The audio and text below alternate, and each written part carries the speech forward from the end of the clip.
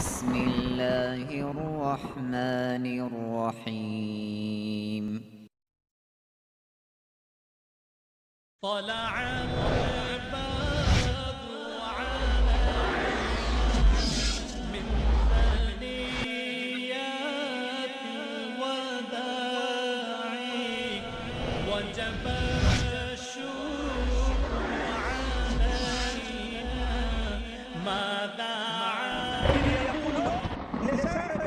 یعنی نبی صلی اللہ علیہ وسلم جو اپنے ساتھی سے کہہ رہے تھے تو جیسا شخص جو غریبوں کی مدد کرتا ہو، یتیموں بیواؤں کے کام آتا ہو، بے روزگار لوگوں کا سہارا بنتا ہو، مہمان نوازی کرتا ہو اور نوائب الحق حق کی طرف سے نازل شدہ مصائب کے اندر لوگوں کے کام آتا ہو، یعنی بعین کی وہی صفات جو نبی صلی اللہ علیہ وسلم کی تھی وہی اس بات کے اندر پائی گئی.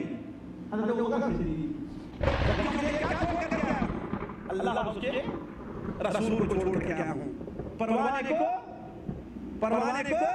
چراغ ہے بلبل کو پھول بس. پروانے کو چراغ ہے بلبل کو پھول بس. صدیق کے لیے ہے خدا کا رسول بس. اللہ کا رسول گھر میں اس کی محبت، اس کے اوپر ایمان سے تعلق، اس کی مدد، اس کے لیے اچھا جذبہ چھوڑ کر کے آیا ہوں. یہ ہے بہت بڑی. إلا تنصروه فقد نصره الله إذ أخرجه الذين كفروا ثاني اثنين إذ هما في الغار إذ يقول لصاحبه لا تحزن إن الله معنا لا تحزن إن الله معنا فأنزل الله سكينته عليه وأيده بجنود لم تروها وجعل كلمة الذين كفروا السفلى وكلمة الله هي العليا والله عزيز حكيم. بسم الله الرحمن الرحيم. الحمد لله رب العالمين الرحمن الرحيم مالك يوم الدين ونشهد أن لا إله إلا الله ونشهد أن سيدنا ومولانا محمدا عبده ورسوله أرسله إلى الناس كافة بشيرا ونذيرا. أما بعد فإن خير الحديث كتاب الله وخير الهدي هدي محمد صلى الله عليه وسلم وشر الأمور محدثاتها وكل محدثة بدعة وكل بدعة ضلالة وكل ضلالة في النار. أعوذ بالله السميع العليم من الشيطان الرجيم. بسم الله الرحمن الرحيم. وسيجنبها الأتقى الذي يؤتي ماله يتزكى وما لأحد عنده من نعمة تجزى إلا ابتغاء وجه ربه الأعلى ولسوف يرضى. سبحانك لا علم لنا إلا ما علمتنا إنك أنت العليم الحكيم. رب اشرح لي صدري ويسر لي أمري واحلل عقدة من لساني يفقه قولي واحلل عقدة من لساني يفقه قولي. عزیز ساتھیوں، محترم دینی بھائیوں، پچھلے ہفتے ایک ایسی جماعت جو دنیا کی سب سے افضل، سب سے محترم، سب سے پاک جماعت تھی، اس کے سلسلے میں کچھ باتیں لوگوں کے سامنے رکھی گئی. میری مراد صحابہ کرام رضوان اللہ علیہم اجمعین سے ہے، جن سے متعلق نبی کریم صلی اللہ علیہ وسلم نے ارشاد فرمایا، جیسا کہ صحیح بخاری شریف اور دوسری کتابوں کے اندر عمران بن حسین اور دوسرے صحابہ کرام سے مروی ہے کہ خیر القرون قرنی ثم الذین یلونہم ثم الذین یلونہم. سب سے بہتر زمانہ میرا ہے۔ ظاہر بات ہے آپ صلی اللہ علیہ وسلم کے ساتھ کون سے لوگ تھے؟ صحابہ کرام ہی تھے۔ اس کے بعد ان لوگوں کا زمانہ ہے جو میرے بعد آئیں گے۔ ظاہر بات ہے اس میں کون سے لوگ شامل ہیں؟ صحابہ کرام اور صحابہ کرام کے شاگرد۔ اس کے بعد وہ زمانہ بہتر ہے جو ان کے بعد آئے گا۔ راوی کہتے ہیں کہ معلوم مجھے یہ یاد نہیں رہ گیا کہ آپ نے 2 بار یہ کہا کہ میرے بعد سب سے بہتر زمانہ ہے یا کہ 3 بار فرمایا، لیکن حاصل کلام یہ کہ اللہ کے رسول صلی اللہ علیہ وسلم نے صحابہ کرام کو ایک ایسا مقام دیا ہے، ایک ایسی اہمیت دی ہے جو کسی دوسری جماعت اور دوسرے لوگوں کو حاصل نہیں ہے۔ اسی لیے ایک مسلمانوں سے مطالبہ ہے کہ وہ صحابہ کرام رضوان اللہ علیہم اجمعین کے بارے میں کچھ خصوصی عقائد رکھیں، ان کے بارے میں کچھ خصوصی خیالات رکھیں، وہ خیالات جو کسی دوسرے کے بارے میں رکھے نہیں جا سکتے۔ انہی سلسلے میں سے آج ایک خصوصی طور پر ایک ایسے صحابی کا ذکر ہے جس کا نام ہر شخص جانتا ہے، لیکن افسوس یہ ہے کہ اس کے بارے میں معلومات بہت کم لوگ رکھتے ہیں۔ وہ ایک نہایت ہی مظلوم صحابی ہیں جنہیں اپنے کو مسلمان کہلانے والی ایک منحوس جماعت جس قدر ان سے دشمنی رکھتی ہے، جس قدر ان سے بغض رکھتی ہے، جس قدر انہیں لعن اور طعن برا بھلا حتیٰ کہ نعوذ باللہ من ذالک ان کے اوپر نفاق کا بھی فتویٰ لگایا، اور اس سے بڑھ کر کے نعوذ باللہ من ذالک یہاں تک کہا گیا کہ وہ قریش کے صنم اور قریش کے بت تھے۔ وہ صحابی جن سے متعلق تاریخ اور سیرت کی کتابوں میں آتا ہے کہ ان کا جسم ایک نہایت ہی دبلا پتلا جسم تھا، چہرے کا رنگ بالکل گورا، گوشت چہرے پر بہت ہی کم، آنکھیں اندر کی طرف گھسی ہوئی، اور ان کی چال ڈھال کا معاملہ یہ تھا کہ آپ صلی اللہ علیہ وسلم سے انہوں نے ایک بار سوال کیا، جب آپ صلی اللہ علیہ وسلم نے یہ حدیث بیان فرمائی کہ جو شخص اپنے تہبند کو ٹخنے سے نیچے لٹکاتا ہے اللہ تبارک و تعالی قیامت کے دن اس کی طرف دیکھے گا بھی نہیں، تو انہوں نے کہا اے اللہ کے رسول صلی اللہ علیہ وسلم، میں کوشش کرتا ہوں کہ میرا تہبند، میرا ازار میرے ٹخنے سے اونچے رہے، لیکن کوشش کرنے کے باوجود بھی وہ نیچے چلا جاتا ہے۔ مقصد کہنے کا یہ کہ اتنے کمزور تھے، اتنے دبلے پتلے تھے۔ آپ صلی اللہ علیہ وسلم نے فرمایا لیکن تم ان لوگوں میں نہیں ہو جو گھمنڈ اور تکبر سے اچھا بننے کے لیے، خوبصورت بننے کے لیے، لوگوں کے اوپر اپنے بڑاپن ظاہر کرنے کے لیے تم ایسا کرتے ہو، ایسی بات نہیں ہے۔ وہ صحابی جو دیکھنے میں تو نہایت ہی کمزور تھے، لیکن ان کی طاقت اور ہمت کے سامنے شیر بھی کوئی اہمیت نہیں رکھتا۔ وہ دیکھنے میں تو بڑے ہی کمزور تھے، لیکن ان کا عزم یہ تھا کہ پہاڑ تو اپنی جگہ سے ٹل سکتا تھا لیکن وہ نہیں ٹل سکتا۔ ان کی ہمت یہ تھی کہ حضرت عمر فاروق رضی اللہ تعالی عنہ جیسا شخص جب اللہ کے رسول صلی اللہ علیہ وسلم کی وفات کے بعد عرب کا بہت بڑا حصہ یا تو مرتد ہو گیا یا پھر ان لوگوں نے انکار کر دیا کہ ہم زکوٰۃ کا مال اب حاکم وقت کو نہیں دیں گے، یا ان میں سے ایک بہت بڑی جماعت یہ تھی جس نے مسیلمہ کذاب کو اور اسود عنسی کو اپنا نبی بنا لیا۔ اس وقت حضرت عمر فاروق رضی اللہ تعالی عنہ کے قدم قریب تھے کہ اکھڑ جائیں، لیکن انہوں نے کہا کہ اجبار فی الجاہلیہ و خوار فی الاسلام، زمانے جاہلیت میں تو بڑے بہادر بنتے تھے، بڑے پہلوان بنتے تھے، جبار تھے، جب اسلام لے آئے تو اب بزدلی کا اظہار کر رہے ہو؟ ایسا ہرگز نہیں ہو سکتا۔ میری مراد حضرت ابوبکر صدیق رضی اللہ تعالیٰ عنہ سے ہے، جن کا نام تاریخ کے اندر یا حدیث کی کتابوں میں عبداللہ بتایا جاتا ہے۔ ان کے والد کا نام عثمان تھا۔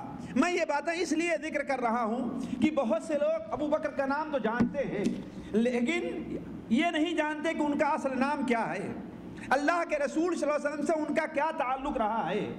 ایک بہت بڑی جماعت جیسا کہ ہم نے کہا جو اپنے کو مسلمان کہتی ہے، حالانکہ وہ جماعت مسلمان کہلانے کی حقدار نہیں ہے، وہ جماعت نہایت ہی منحوس اور نجس جماعت ہے، اس لیے کہ جس کے نزدیک اللہ کے رسول صلی اللہ علیہ وسلم کے نزدیک سب سے پیارا اور سب سے محبوب اور آپ کا سب سے زیادہ ساتھ دینے والا شخص منافق ہو، نعوذ باللہ من ذالک، صنم کہلانے کا حقدار ہو، وہ جماعت اپنے آپ کو اللہ کے رسول صلی اللہ علیہ وسلم پر ایمان لانے والی جماعت کیسے کہہ سکتی ہے؟ میں تو نہیں سمجھتا کسی عقل میں آنے والی یہ بات ہو۔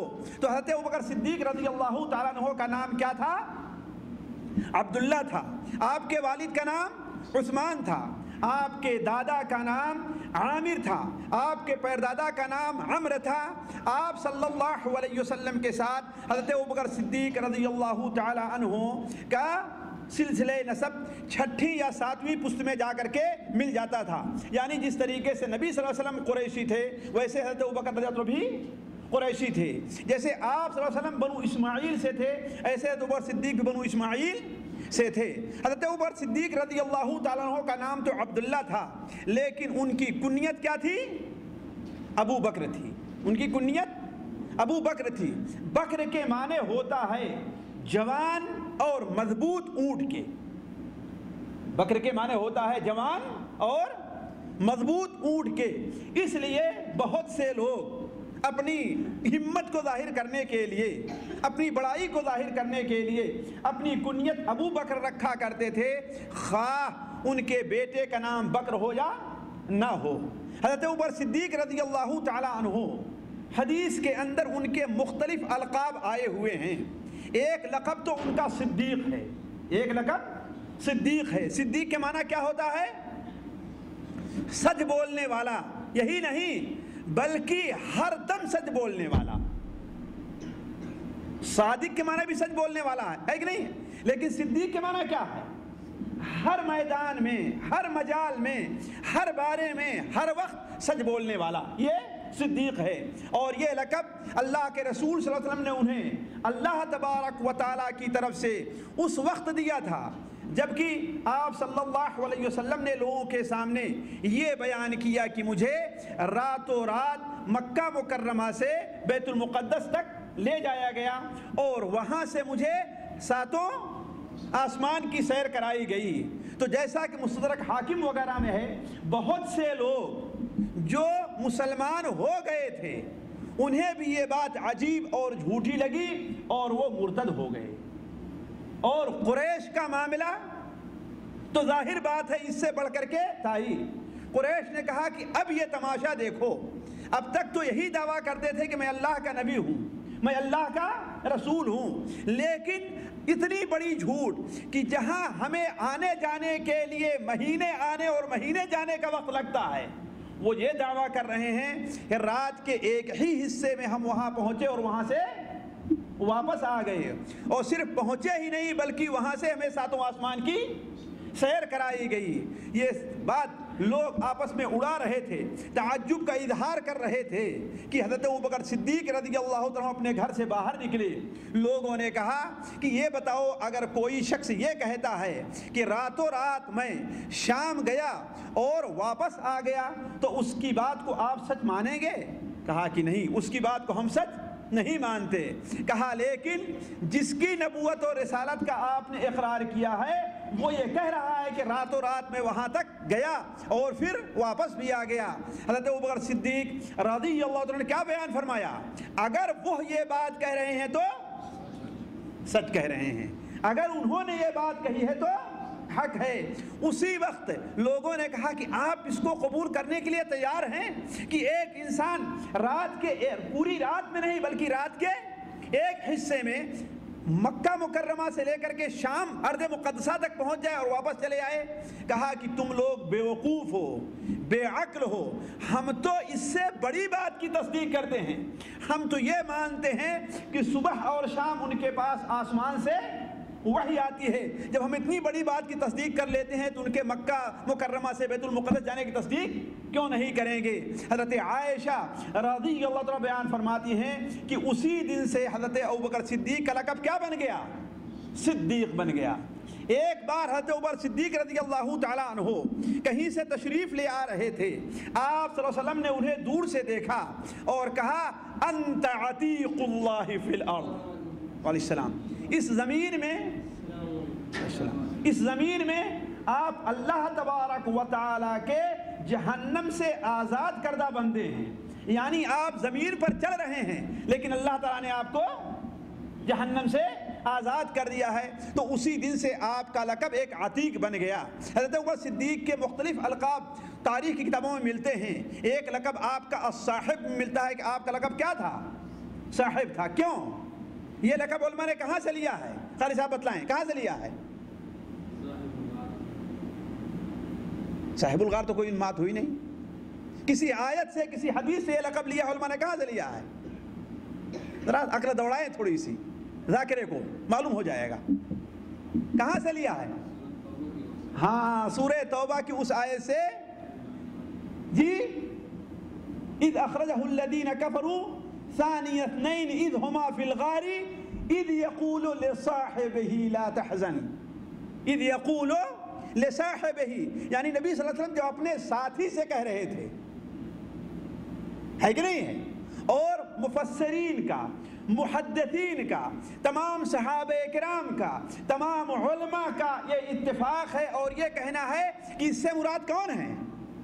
حضرت ابوبکر صدیق رضی اللہ تعالیٰ عنہ ہیں۔ تو ایک لقب آپ کا کیا ہے؟ الصاحب بھی ہے۔ الصاحب اس لیے کہ قرآن مجید میں اللہ تبارک و تعالیٰ نے آپ کو کیا لقب دیا ہے؟ اللہ کے رسول کے ساتھی کا لقب دیا ہے۔ اس طریقے سے مختلف القاب ہیں، میں اس طرف نہیں جانا چاہتا اس لیے کہ وقت کم ہے۔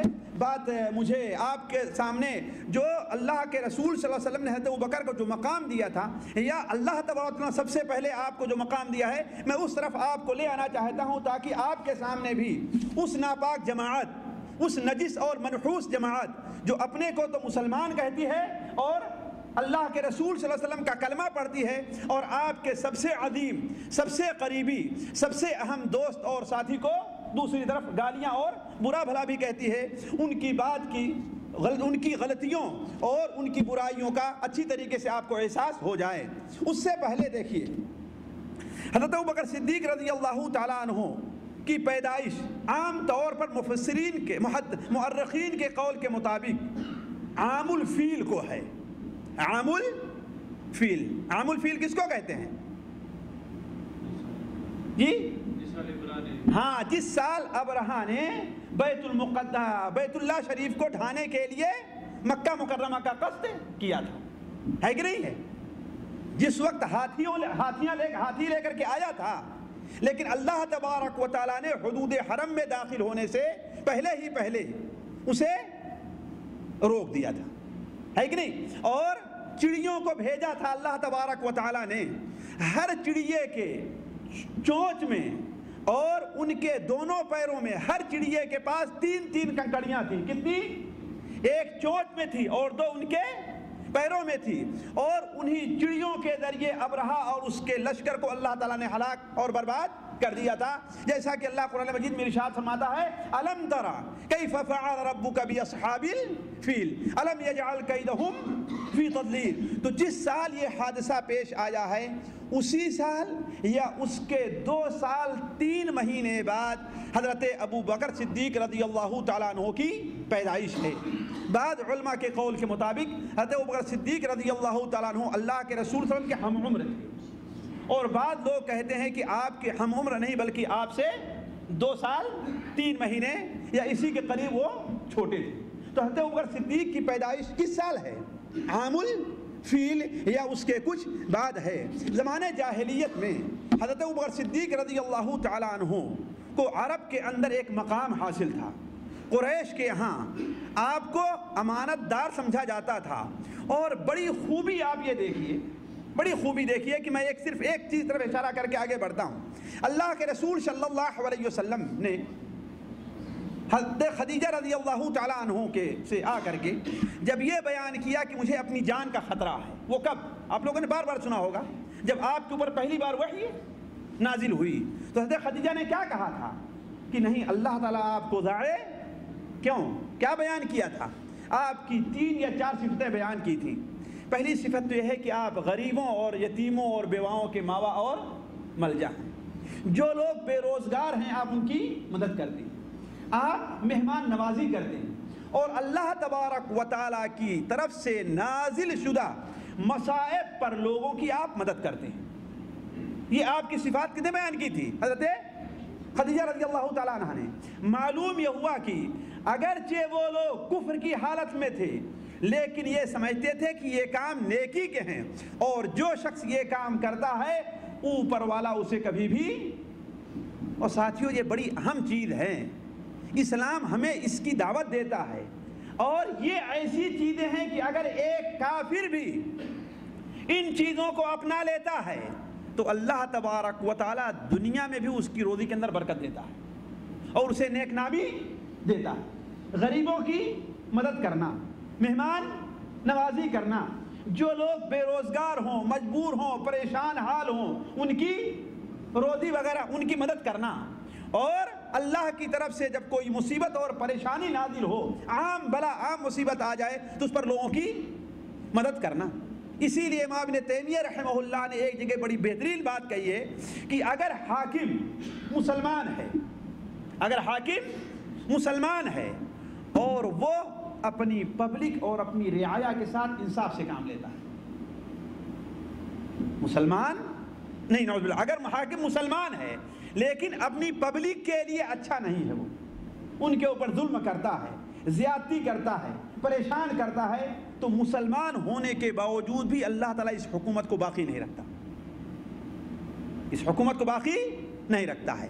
لیکن اگر حاکم کافر ہے, مشرک ہے, لیکن اللہ تعالیٰ کی مخلوق جو ہے وہ اپنی پبلک کے لیے اور اللہ کی مخلوق کے لیے انصاف سے کام لیتا ہے, ان کے ساتھ بھلائی سے کام لیتا ہے, ان کے لیے امن اور پریشانی کے جو سامان ہیں انہیں دور کر کے ان کے لیے امن کا سامان مہیا کرتا ہے, تو اللہ تبارک و تعالی اس کافر حکومت کو باقی رکھتا ہے. کیوں؟ اس لیے کہ نبی صلی اللہ علیہ وسلم کا فرمان ہے الخلق کلہم عیال اللہ, ساری کی ساری مخلوق اللہ تبارک و تعالی کی عیال ہے, اللہ کے گھر والے ہیں گویا کی, اور اللہ کے نزدیک سب سے زیادہ پسندیدہ وہ شخص ہے جو اللہ کی عیال کے لیے بہتر, اللہ کی عیال کے لیے بہتر ہو. تو جو شخص غریبوں, یتیموں, مسکینوں کی مدد کرے, بے روزگار حال, پریشان حال لوگوں کو کے کام آئے, اللہ تبارک و تعالی کی مخلوق پر جب کبھی مصیبت اور پریشانی آئے اس میں ان کا ساتھ دے, اس کے پاس جو لوگ آئیں ان کی عزت کرے, تو اللہ تبارک و تعالی ایسے لوگوں کو کبھی ضائع اور برباد نہیں کرتا. اور یہی صفات زمانے جاہلیت میں حضرت ابو بکر صدیق کی بھی تھی. اسی لیے اللہ کے رسول صلی اللہ علیہ وسلم سے ان کی دوستی بھی تھی. کس کے؟ حضرت ابو بکر صدیق کی. چنانچہ حضرت ابو بکر صدیق رضی اللہ تعالیٰ عنہ, سیرت میں آپ لوگوں نے یہ تاریخ واقعہ پڑھا ہوگا, میں اشارہ کرتے چلتا ہوں.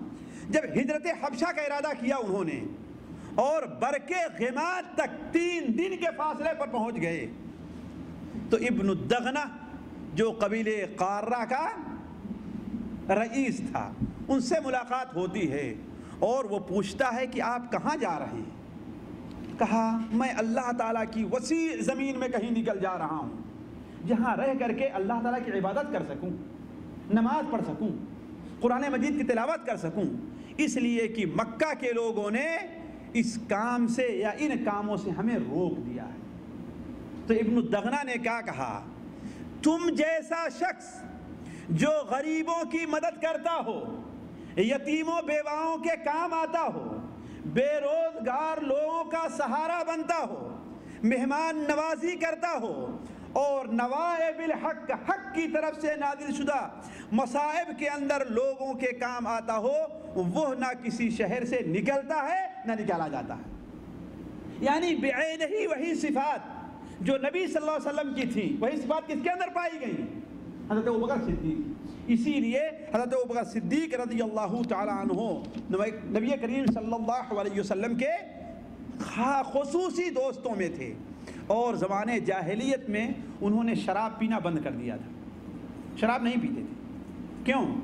حضرت عائشہ بیان فرماتی ہیں کہ ایک بار وہ ابھی زیادہ عمر نہیں، باہر جا رہے تھے، اس لیے کہ وہاں بھی ان کے یہاں تھا کہ جس طریقے سے ہمارے اور آپ کے یہاں اگر کوئی بچہ 9 10 11 12 سال کا ہے، اگر سگریٹ پیے تو اسے لوگ کیا کہتے ہیں؟ چاہے خود ہی سگریٹ پیتا ہو انسان، لیکن اسے روکے گا نا۔ اگر پان کھا رہا ہے تو اسے لوگ منع کرتے ہیں کہ نہیں منع کرتے؟ یعنی گویا کہ یہ ایک چیز ہے، یعنی سگریٹ پینا ہے، یہ ہے، یہ ایک عمر کے پہنچ جانے کے بعد انسان یہ کام کرے، بچپن سے یہ کام نہیں کرنا چاہیے۔ ایسے ہی زمانے جاہلیت میں تھا کہ شراب پینا، شراب پیتے تھے، عام تھی، کوئی رکاوٹ نہیں تھی، نہ کوئی شریعت تھی وہاں پر کوئی ممانعت رہی ہو، لیکن لوگ کم عمر کے لوگوں کے لیے شراب پینا کیا سمجھتے تھے؟ عیب سمجھتے تھے۔ جیسے آج ہمارے یہاں بچوں کے لیے سگریٹ پینا بہت بڑا عیب سمجھتے ہیں۔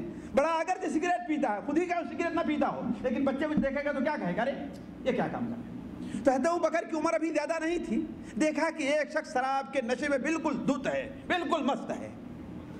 حضرت ابوبکر رضی اللہ تعالیٰ بالکل مست ہے، بالکل دھت ہے شراب کے نشے میں، اور ایک جہاں کوڑا وغیرہ پھینکا جاتا ہے، گندگی پھینکی جاتی ہے، وہیں پر بالکل ننگ دھڑنگ پڑا ہوا ہے۔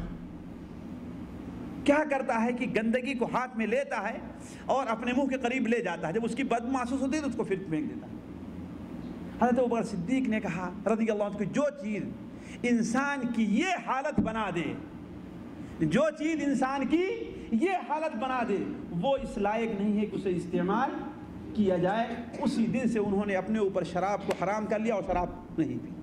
اسی لیے جن لوگوں کے بارے میں آتا ہے کہ زمانے جاہلیت میں ان لوگوں نے شراب کو کبھی ہاتھ نہیں لگایا، ان میں سے ایک حضرت ابوبکر صدیق رضی اللہ تعالی عنہ بھی تھے۔ بلکہ امام سیوطی رحمہ اللہ، حافظ سیوطی رحمہ اللہ اپنی کتاب تاریخ الخلفاء میں کرتے ہیں کہ حضرت ابوبکر صدیق رضی اللہ تعالیٰ عنہ نے کبھی بت کو سجدہ بھی نہیں کیا، کبھی بت کو سجدہ نہیں کیا۔ اس کے لیے انہوں نے ایک واقعہ نقل کیا ہے، لیکن میں اسے نقل کر کے اپنی بات کو طول نہیں دینا چاہتا۔ میں لینا چاہتا ہوں کہ اسلام کے آنے کے بعد حضرت ابوبکر صدیق رضی اللہ عنہ کی کیا کیفیت اور کیا حیثیت رہی ہے۔ دیکھیے، اسلام قبول کرنے میں، اللہ کے رسول صلی اللہ علیہ وسلم کی دعوت پر لبیک کہنے میں سب سے پہلے جن شخصیات نے لبیک کہا ہے، ان میں حضرت ابوبکر صدیق کا نام سب سے پہلے آتا ہے، سب سے پہلے۔ چنانچہ بخاری شریف میں ہے کہ اللہ کے رسول صلی اللہ علیہ وسلم نے ارشاد فرمایا کہ اے لوگو، اللہ تبارک و تعالیٰ نے مجھے تمہارے پاس یہ دین دے کر کے بھیجا، تم لوگوں نے کہا کہ جھوٹ بول رہے ہو، اور ابوبکر صدیق نے کیا کہا کہ آپ سچ کہہ رہے ہیں۔ تم لوگوں نے کیا کہا کہ جھوٹ بول رہے ہو، لیکن ابوبکر صدیق نے کیا کہا؟ آپ سچ کہہ رہے ہیں۔ یعنی گویا حضرت ابوبکر صدیق رضی اللہ تعالیٰ عنہ ایک لمحے کے لیے بھی دین کے قبول کرنے میں تردد سے کام نہیں لیا۔ جیسے ہی آپ نے دعوت دی ہے، آپ نے اسلام قبول کر لیا۔ اسی لیے حضرت عبداللہ ابن عباس رضی اللہ تعالیٰ عنہ، حسان بن ثابت ہیں، اسماء بنت ابی بکر ہیں، اور متعدد صحابہ کرام ہیں کہ سب سے پہلے اللہ کے رسول صلی اللہ علیہ وسلم کی دعوت پر لبیک کہنے والے کون ہیں؟ حضرت ابوبکر صدیق رضی اللہ تعالی عنہ ہیں۔ اسی لیے ایک اور حدیث میں آپ نے بیان فرمایا، ہم نے جس کے اوپر بھی اسلام پیش کیا ہے، جس کے اوپر بھی، وہ تھوڑا سا جھجکا ہے، وہ تھوڑا سا جھجکا ہے، اللہ ابوبکر صدیق رضی اللہ تعالی عنہ۔ کیوں؟ اس لیے انہوں نے کیا کہا؟ صدقتا، اے اللہ کے رسول آپ سچ کہہ رہے ہیں۔ اسی لیے علماء کا تقریباً اس پہ اتفاق ہے کہ مردوں میں سب سے پہلے اسلام قبول کرنے والے کون ہیں؟ حضرت ابوبکر صدیق رضی اللہ تعالی عنہ ہیں۔ اور اسی کے ساتھ اسلام قبول تو کر لیا، اسلام اور لوگوں نے بھی قبول کیا ہے۔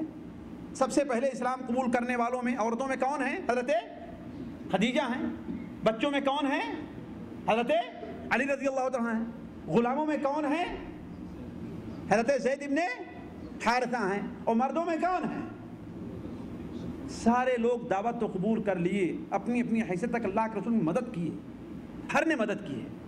ظاہر بات ہے آپ کی بیوی حضرت خدیجہ نے جو آپ کی مدد کی ہے وہ اس کی مثال نہیں ملتی ہے. لیکن اسلام قبول کر لینے کے بعد اس اسلام کی نشر و اشاعت کے اندر سب سے پہلے جو ذات سامنے آئی ہے وہ کون سی ہے؟ حضرت ابوبکر صدیق. اسی لیے علماء کہتے ہیں سب سے پہلے اللہ کے رسول صلی اللہ علیہ وسلم کے بعد اسلام کی دعوت کس نے دی ہے؟ حضرت ابوبکر صدیق رضی اللہ تعالی عنہ نے. اسی لیے آپ ذرا دیکھیں, تاریخ پڑھیں تو جو بڑے بڑے صحابہ کرام ہیں, خصوصاً وہ صحابہ جن کو اللہ کے رسول صلی اللہ علیہ وسلم نے دنیا کے اندر جنت کی خوشخبری دے دی تھی, وہ زیادہ تر حضرت ابوبکر ہی کی دعوت پر اسلام قبول کیے. جیسے حضرت عثمان ابن عفان ہیں, عبد الرحمن ابن عوف ہیں, سعد ابن ابی وقاص ہیں, طلحہ ابن عبید اللہ ہیں, زبیر ابن العوام ہیں, ابو عبیدہ عامر ابن الجراح ہیں, عثمان ابن مدعون ہیں, ابو سلمہ ہیں, ہے کہ نہیں؟ یہ تمام کے تمام لوگ جنہیں اللہ کے رسول صلی اللہ علیہ وسلم نے تقریباً دنیا میں جنت کی خوشخبری دی ہے. آپ کو شبہ ہو رہا ہوگا جی, آپ کی آنکھیں بتا رہی ہیں کہ آپ کو اعتراض ہے میری بات پر. جی ہاں, کیا کہنا چاہتے ہیں بتائیے. جی ہاں, کیا کہنا چاہتے ہیں بتائیے. عثمان ابن مدعون رضی اللہ تعالی عنہ کو وہ عشرہ مبشرہ میں نہیں ہے, لیکن عشرہ مبشرہ ہی کو اللہ کے رسول جنت کی خوشخبری نہیں دی ہے. اور بہت سے لوگ, حضرت عائشہ ہیں عشرہ مبشرہ میں ہیں, لیکن جنت کی خوشخبری ہے کہ نہیں خوشخبری ہے؟ آپ نے فرمایا انت زوجتی فی الجنہ, تو جنت میں میری بیوی ہے نا. تو وہ 10 صحابہ کرام ہیں جنہیں ایک مجلس میں آپ نے جنت کی خوشخبری دی. ورنہ اور بہت سے صحابہ ہیں جنہیں آپ نے جنت, حضرت بلال ہے نا, انہیں آپ نے جنت کی خوشخبری دی کہ نہیں دی؟ حالانکہ وہ عشرہ مبشرہ میں ہیں نہیں ہیں. حضرت عمار ابن یاسر ہیں, صبرا یا آل یاسر فإن موعدکم الجنہ, اے آل یاسر صبر سے کام لو, اس لیے تمہارا ٹھکانہ کہاں ہے؟ جنت میں ہے. تو اور بہت سے صحابہ ہیں جنہیں آپ نے جنت کی خوشخبری دی ہے. تو وہ بہت بڑے صحابہ جو شروع میں اسلام قبول کیے, وہ تقریباً حضرت ابوبکر صدیق کی دعوت پر اسلام قبول کیے ہیں. اسی لیے علماء نے 4 باتیں کہی ہیں. اول من اسلم, اول من دعا, اول من اوذی فی سبیل اللہ, واول من دافع عن رسول اللہ صلی اللہ علیہ وسلم. یعنی سب سے پہلے جو اسلام لے آیا وہ کون ہے؟ ابو بکر ہے. سب سے پہلے جس نے اسلام کی دعوت لوگوں کو دی وہ کون ہے؟ ابو بکر صدیق ہیں. سب سے پہلے جنہیں اللہ تعالیٰ کے راستے میں تکلیف دی گئی, ظاہر بات نبی صلی اللہ علیہ وسلم کے بعد, وہ کون ہیں؟ اور سب سے پہلے جنہوں نے اللہ کے رسول صلی اللہ علیہ وسلم کی طرف سے دفاع کیا ہے وہ کون ہیں؟ چنانچہ صحیح بخاری شریف اور متعدد کتب حدیث میں حضرت عبداللہ ابن عمر سے لوگوں نے سوال کیا کہ یہ بتائیے کہ آپ کے دیکھتے دیکھتے اللہ کے رسول صلی اللہ علیہ وسلم پر سب سے مشکل وقت کون سا آیا؟ انہوں نے تفصیل لمبی حدیث بیان فرمائی. اسی حدیث کا ایک حصہ ہے کہ اللہ کے رسول صلی اللہ علیہ وسلم مسجد میں داخل ہوئے تو قریش کے بڑے بڑے لوگ, ابو جہل ہے, امیہ ہے, عتبہ ہے, عقبہ بن ابی معیط ہے, یہ سارے کے سارے لوگ آپ کے اوپر پل پڑے. کوئی آپ کا ہاتھ پکڑ رہا تھا, کوئی آپ کو ہاتھوں سے مار رہا تھا, نعوذ باللہ من ذالک, کوئی آپ کو پیر سے مار رہا تھا, اور ہر ایک بدبخت یہی کہہ رہا تھا کیا تو ہی ہے جو ہمارے خداؤں کو برا کہتا ہے؟ تو ہی ہے جو ہمارے خداؤں کو گالیاں دیتا ہے؟ تو ہی ہے جو ہمارے خداؤں کو نہیں مانتا؟ آپ صلی اللہ علیہ وسلم کہتے تھے کہ ہاں یہ تمہارے خدا کسی کام کے لائق نہیں ہیں. حضرت عبداللہ ابن عمر بیان فرماتے ہیں کسی کی ہمت نہیں ہوئی اس جمگھٹے میں کود کر کے اللہ کے رسول صلی اللہ علیہ وسلم کی مدد کرے. صرف حضرت ابوبکر کو جب خبر ملتی ہے تو وہ بھاگ کر کے آتے ہیں, اپنے گھر سے روتے ہوئے آ رہے ہیں, اور اللہ کے رسول صلی اللہ علیہ وسلم کے پاس پہنچ کر کے کسی کا ہاتھ پکڑ کر کھینچ رہے ہیں, کسی کا پاؤں پکڑ کر کھینچ رہے ہیں, اور کہیں اے بدبختو اتقتلون رجلا, تم ایسے شخص کو قتل کر رہے ہو جس کا صرف یہ کہنا ہے کہ ایک خدا, اس کے علاوہ کوئی دوسرا معبود نہیں ہے. دوسری روایات میں ہے کہ اس کا نتیجہ کیا نکلا کہ ان بدبختوں نے اللہ کے رسول صلی اللہ علیہ وسلم کو چھوڑ کر کے حضرت ابوبکر کے اوپر پل پڑے، اور اس قدر حضرت ابوبکر کو تکلیف دی، اس قدر مارا ہے کہ ان کا چہرہ ان کے جسم سے پہچانا نہیں جاتا تھا۔ تو سب سے پہلے جس شخص کو اسلام کے راستے میں تکلیف دی گئی وہ کون ہے؟ حضرت ابوبکر صدیق رضی اللہ تعالی عنہ ہیں، اور حضرت ابوبکر صدیق رضی اللہ تعالی عنہ ہی اللہ کے رسول صلی اللہ علیہ وسلم کا جس قدر ساتھ دیا ہے کسی اور نے نہیں دیا۔ مثال کے طور پر ہجرت کا معاملہ آیا تو آپ کے ساتھ کون تھا؟ اللہ کے رسول۔ بلکہ ایک دلچسپ بات ہے، حضرت عائشہ بیان فرماتی ہیں کہ اللہ کے رسول صلی اللہ علیہ وسلم ہمارے گھر اس وقت آئے کہ اس وقت ہمارے یہاں آپ آیا نہیں کرتے تھے، یعنی دوپہر کے بعد، اور آپ اپنے چہرے کو چھپائے ہوئے تھے۔ حضرت ابوبکر صدیق نے دیکھا، کہا کہ اس کا مطلب کوئی اہم معاملہ ضرور پیش آیا ہے۔ آپ گھر میں داخل ہوئے تو حضرت عائشہ فرماتی ہے میں تھی، میری بہن اسما تھی، اور حضرت ابوبکر تھے، تینوں تھے۔ آپ نے فرمایا اللہ کے رسول صلی اللہ علیہ وسلم نے کہ بچوں کو یہاں سے ہٹا دو۔ حضرت ابوبکر نے کہا کہ اے اللہ کے رسول صلی اللہ علیہ وسلم، ان لوگوں سے کوئی خطرہ نہیں ہے، ان لوگوں سے کوئی خوف نہیں ہے، اس لیے کہ ان میں سے ایک آپ کی بیوی ہیں، اس لیے کہ نکاح ہو چکا تھا، ہے کہ نہیں؟ اگر جو رخصتی ابھی حضرت عائشہ سے نہیں ہوئی تھی، اور دوسری اسما میری بیٹی ہے، ان سے خطرہ نہیں ہے۔ آپ نے کیا فرمایا کہ اے ابو بکر، مجھے اللہ تبارک و تعالی نے ہجرت کی اجازت دے دی ہے، ہجرت کی اجازت دے دی ہے۔ تو حضرت ابوبکر نے کہا اے اللہ کے رسول صلی اللہ علیہ وسلم، لیکن ساتھ کی، اس لیے کہ آپ صلی اللہ علیہ وسلم سے حضرت ابوبکر اجازت چاہتے تھے کہ میں بھی ہجرت کروں، اس لیے کہ دوسرے صحابہ کو آپ نے ہجرت کی اجازت دے دی تھی۔ حضرت عمر ہجرت کر گئے، حضرت عثمان ہجرت کر گئے، حضرت عبدالسلمہ ہجرت کر گئے، اور بہت صحابہ کرام ہجرت کر کے مدینہ منورہ چلے آئے تھے۔ لیکن آپ صلی اللہ علیہ وسلم اور آپ کے خاندان والے یا وہ کمزور مسلمان جن کو ان کے اہل و عیال نے زبردستی روک لیا تھا وہی رہ گئے تھے۔ تو حضرت ابوبکر جب چاہتے تھے اجازت تو آپ کیا کہتے تھے کہ ٹھہر جاؤ، ہو سکتا ہے اللہ تعالیٰ مجھے بھی ہجرت کی اجازت دے دے۔ تو آ کر کے جب آپ نے یہ خوشخبری سنائی آپ صلی اللہ علیہ وسلم نے کہ اے ابوبکر مجھے ہجرت کی اجازت مل گئی ہے، تو حضرت ابوبکر نے کہا اے اللہ کے رسول صلی اللہ علیہ وسلم الصحبہ الصحبہ یا رسول اللہ، اے اللہ چلو ساتھ کا۔ آپ نے فرمایا ہاں، تمہیں اللہ تبارک و تعالیٰ نے میرے ساتھ چلنے کی اجازت دے دی ہے۔ حضرت عائشہ بیان فرماتی ہیں کہ خوشی سے حضرت ابوبکر صدیق کے آنکھوں سے آنسو گر گئے۔ کہا وہ پہلی بار ہم نے دیکھا ہے کوئی آدمی خوشی سے بھی رو دیتا۔ نہیں بات بچی تھی، ابھی بچی تھی، کتنا رہی ہوگی، کتنا رہی 7 سال 8 سال کی نا۔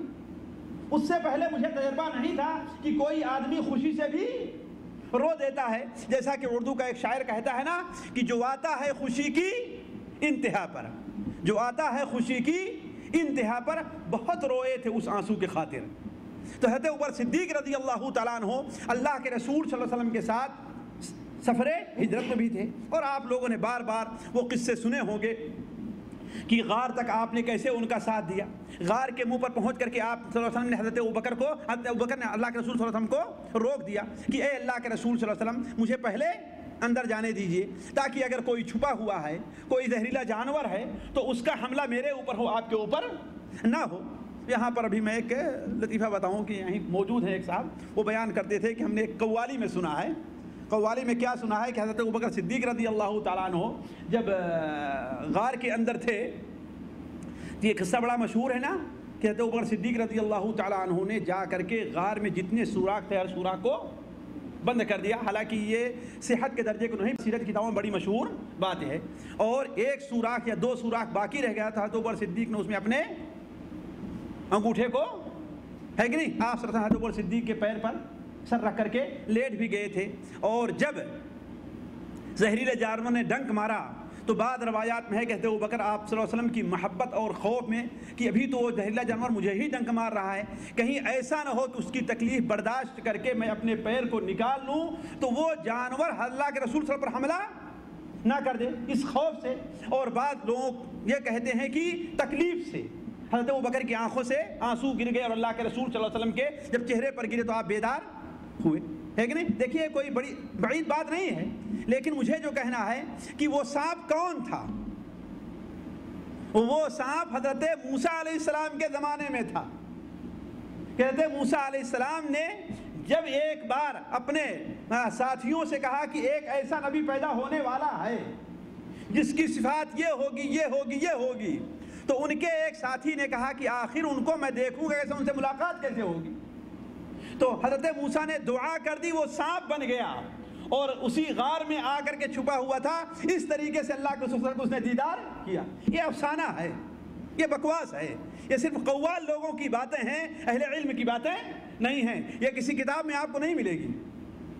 اگر کسی کتاب میں ڈھونڈیں گے آپ تو یہ آپ کو ملنے والی نہیں ہے. یہ قوالیوں میں آپ کو مل جائے گی. یہ ساری بکواس ہے کہ نہیں ہے؟ بھلا بتائیے یہ کون سی بات ہے کہ اللہ نے انسان کو اشرف المخلوقات بنایا ہے اور ایک نبی دعا کرے کہ وہ سانپ بن جائے؟ نعوذ باللہ من ذالک. جس سانپ سے متعلق اللہ کے رسول نے کیا بیان فرمایا ہے کہ جب سے ان کے ساتھ ہماری دشمنی ہوئی ہے ہماری صلح کبھی ہوئی نہیں ہے. اسی لیے اللہ کے رسول نے فرمایا اگر کوئی شخص سانپ کو اپنے گھر میں چھوڑتا ہے، اسے مارتا نہیں ہے خوف سے یا کسی وجہ سے، تو وہ ہم میں سے نہیں. مارنا ضروری اور واجب ہے، سانپ کو گھر میں نہیں رہنے دینا چاہیے، ہے کہ نہیں؟ البتہ یہ ہے کہ بعض علماء یہ کہتے ہیں کہ کوئی سانپ گھر میں دکھائی تو اسے کیا کہنا چاہیے؟ 3 دن تک، ہے نا، تم یہاں سے چلے جاؤ. اگر یہ کہنے سے جاتا نہیں تو اسے قتل کر دینا چاہیے. اور 3 دن کہا جائے، 3 دن گیا پھر چوتھے دن حاضر ہو گیا تو پھر اسے بھی قتل کر دینا چاہیے. عرض کرنے کا مطلب ہے کہ ابو بکر صدیق رضی اللہ تعالیٰ عنہ غار تک آپ کے ساتھ رہے اور باہر بھی چلے.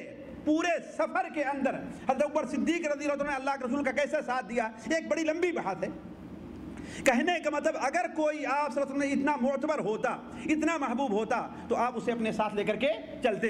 اس کے بعد کہ آپ مختلف جنگوں کے اندر غزوہ احد میں، غزوہ بدر میں، بلکہ حضرت علی رضی اللہ عنہ کی ایک روایت ہے، امام احمد بن حنبل رحمہ اللہ اپنی کتاب فضائل الصحابہ کے اندر نقل کرتے ہیں کہ حضرت علی رضی اللہ عنہ ایک بار خطبہ دیا اور پوچھا کہ اے لوگوں سب سے بہادر آدمی کون ہے؟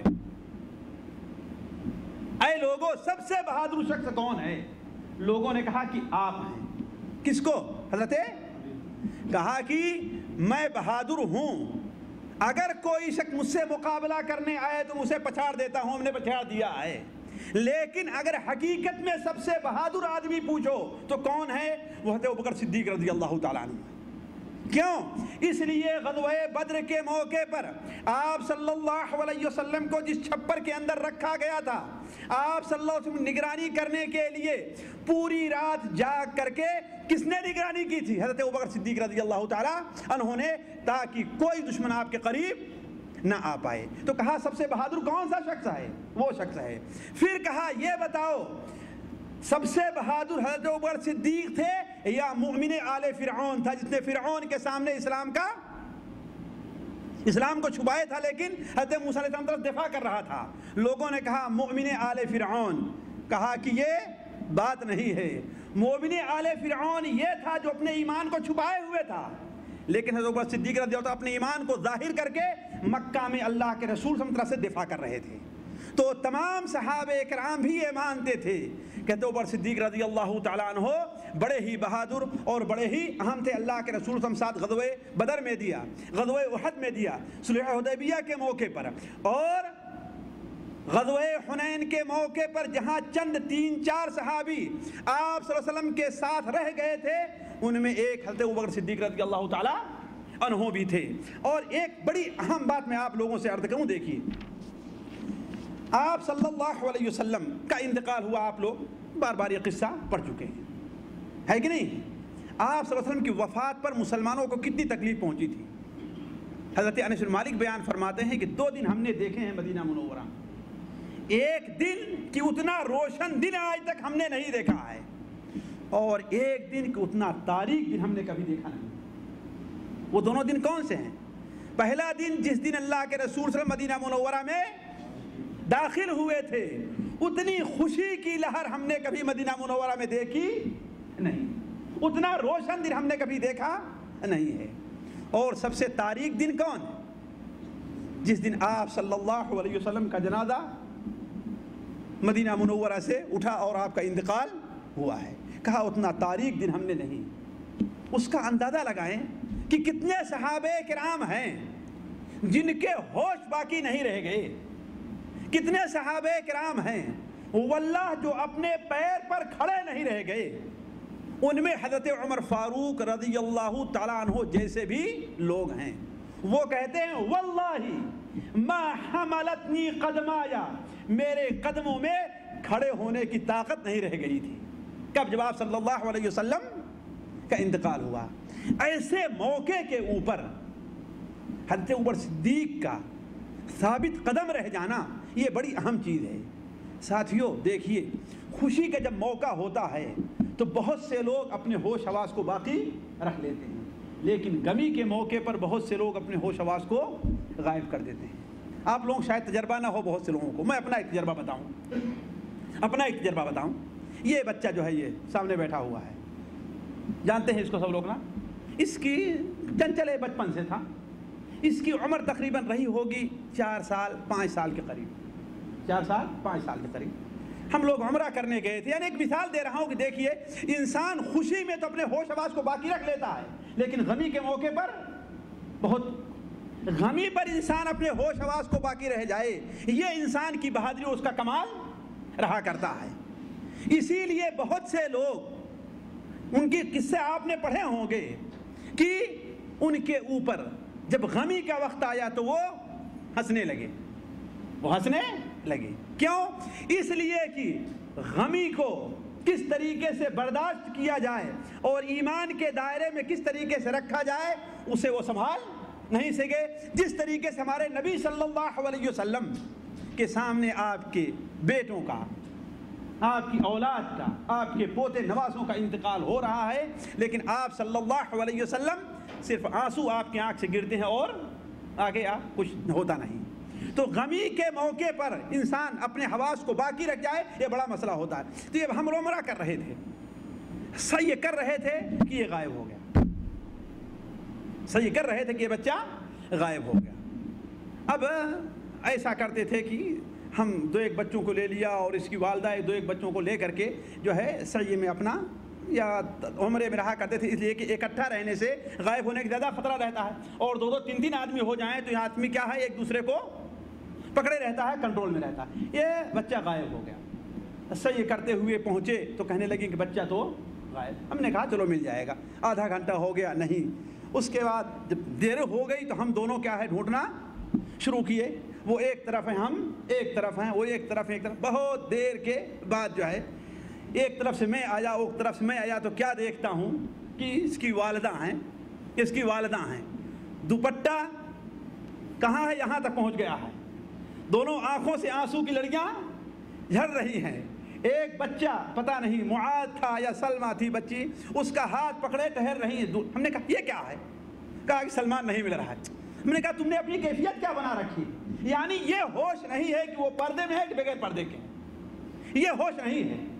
ہم نے کہا تم نے اپنی شکل کیا بنا رکھی ہے؟ اب تو ہوش آیا تو جلدی جلدی جو ہے اپنے چہرے کو ڈھانکا۔ تو کہنے کا مطلب کہ کبھی انسان پر مصیبت اور غم کا وقت آتا ہے تو انسان اپنے سارے ہوش حواس کو کھو بیٹھتا ہے۔ ابھی 1.5 سال پہلے کی بات ہے، ایک صاحب نے یہ الغاز نے مجھے بتایا، کہا کہ مجھے تجربہ اس بار ہوا، کہا لوگوں کو سمجھاتا تھا، کسی کے بچے کا انتقال ہو گیا، کسی کا بچہ غائب ہو گیا، کچھ اور ہو گیا تو میں سمجھایا کرتا تھا، لیکن اس بار جب اپنے اوپر ایسی بات پڑی ہے کہ عمرہ کرنے گئے اور میری بچی غائب ہو گئی، عمرہ کرنے گئے، آپ کے بھائی کا معاملہ ہے، عمرہ کرنے گئے اور بچی غائب ہو گئی، تو صورتحال کیا تھی مجھے کچھ پتہ نہیں کہ میں کیا کروں۔ تو کہنے کا مطلب کہ انسان خوشی کے اندر تو بہت کچھ اپنے اوپر کنٹرول کر لیتا ہے، حدود شرع کے اندر باقی رہ جاتا ہے، لیکن جب غم اور غم کے پہاڑ انسان کے اوپر ٹوٹتے ہیں تو اس وقت انسان اپنے حدود کے اندر باقی رہ جائے، حدود شرع کے اندر رہ جائے، یہ بہت بڑی چیز ہوا کرتی ہے۔ تبھی تو حضرت فاطمہ رضی اللہ تعالیٰ عنہ کیا بیان کرتی تھی کہ صبت علی مصائب لو انہا صبت علی الایام سرن لیالیا، یعنی آپ صلی اللہ علیہ وسلم کی وفات کے بعد میرے اوپر جتنی مصیبت آئی ہے، اگر وہ مصیبت کسی کوئی دن کے اوپر نازل ہوتی تو دن رات میں بدل گیا ہوتا۔ تو عرض کرنے کا مقصد یہ ہے کہ مصیبت کے وقت انسان اپنے توازن کو باقی رکھ جائے، یہ انسان کی بہت بڑی بہادری ہے۔ اور حضرت ابوبکر صدیق رضی اللہ تعالیٰ عنہ انہی نوادر روزگار شخصیت میں تھے کہ خوشی کے موقع پر بھی اور غمی کے موقع پر بھی وہ اپنے توازن کو باقی رکھتے تھے۔ حالانکہ حضرت عبداللہ ابن عمر یا عبداللہ ابن عباس کا کہنا ہے کہ حضرت ابوبکر صدیق رضی اللہ تعالیٰ عنہ کی وفات کا سبب کیا تھا؟ اللہ کے رسول صلی اللہ علیہ وسلم کا غم، کہ اس غم میں آپ کی جدائی کے اندر چند ہی مہینے کے اندر انہیں ٹی بی کی بیماری ہو گئی، انہیں ٹی بی کی بیماری ہو گئی، اور اسی بیماری نے مشکل سے حضرت عمر صدیق کو کتنا زندہ رہنے دیا قاری صاحب؟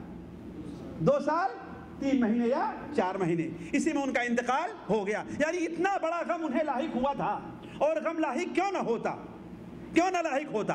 اللہ کے رسول صلی اللہ علیہ وسلم کے بچپن کے ساتھی تھے، بچپن کے دوست تھے، اور اسلام آ جانے کے بعد تو اللہ کے رسول صلی اللہ علیہ وسلم پر انہوں نے اپنے آپ کو فدا کر دیا تھا۔ بلکہ آپ لوگوں نے بار بار سنا ہوگا کہ اللہ کے رسول صلی اللہ علیہ وسلم جب کبھی بھی یہاں بھی صدقہ اور خیرات کی دعوت دی ہے، سب سے آگے بڑھ کر کے کون تھے؟ حضرت عمر صدیق رضی اللہ عنہ۔ بلکہ آپ نے سنا ہوگا کہ ایک بار حضرت عمر صدیق نے اپنی تمام جائیداد، اپنا تمام مال اللہ کے رسول کے سامنے لا کر کے رکھ دیا تھا، جسے علامہ اقبال نے ایک شعر کے اندر بلکہ ایک برا قصہ لکھا ہے۔ اس کے آخر میں کہتے ہیں کہ اللہ کے رسول نے پوچھا کہ آخر تم لوگوں نے کچھ باقی رکھا، تم نے گھر والوں کے لیے کچھ چھوڑا ہے؟ حالانکہ حضرت عمر نے کیا سنا، ابو داؤد میں روایت ہے، حضرت عمر نے جب سنا تو کہا میرے پاس آج بڑا مال ہے اور آج میں ابو بکر سے بڑھ جاؤں گا۔ اور دیکھیے یہ دین کا کام ہے، اس میں بڑھنے کی کوشش کرنا چاہیے۔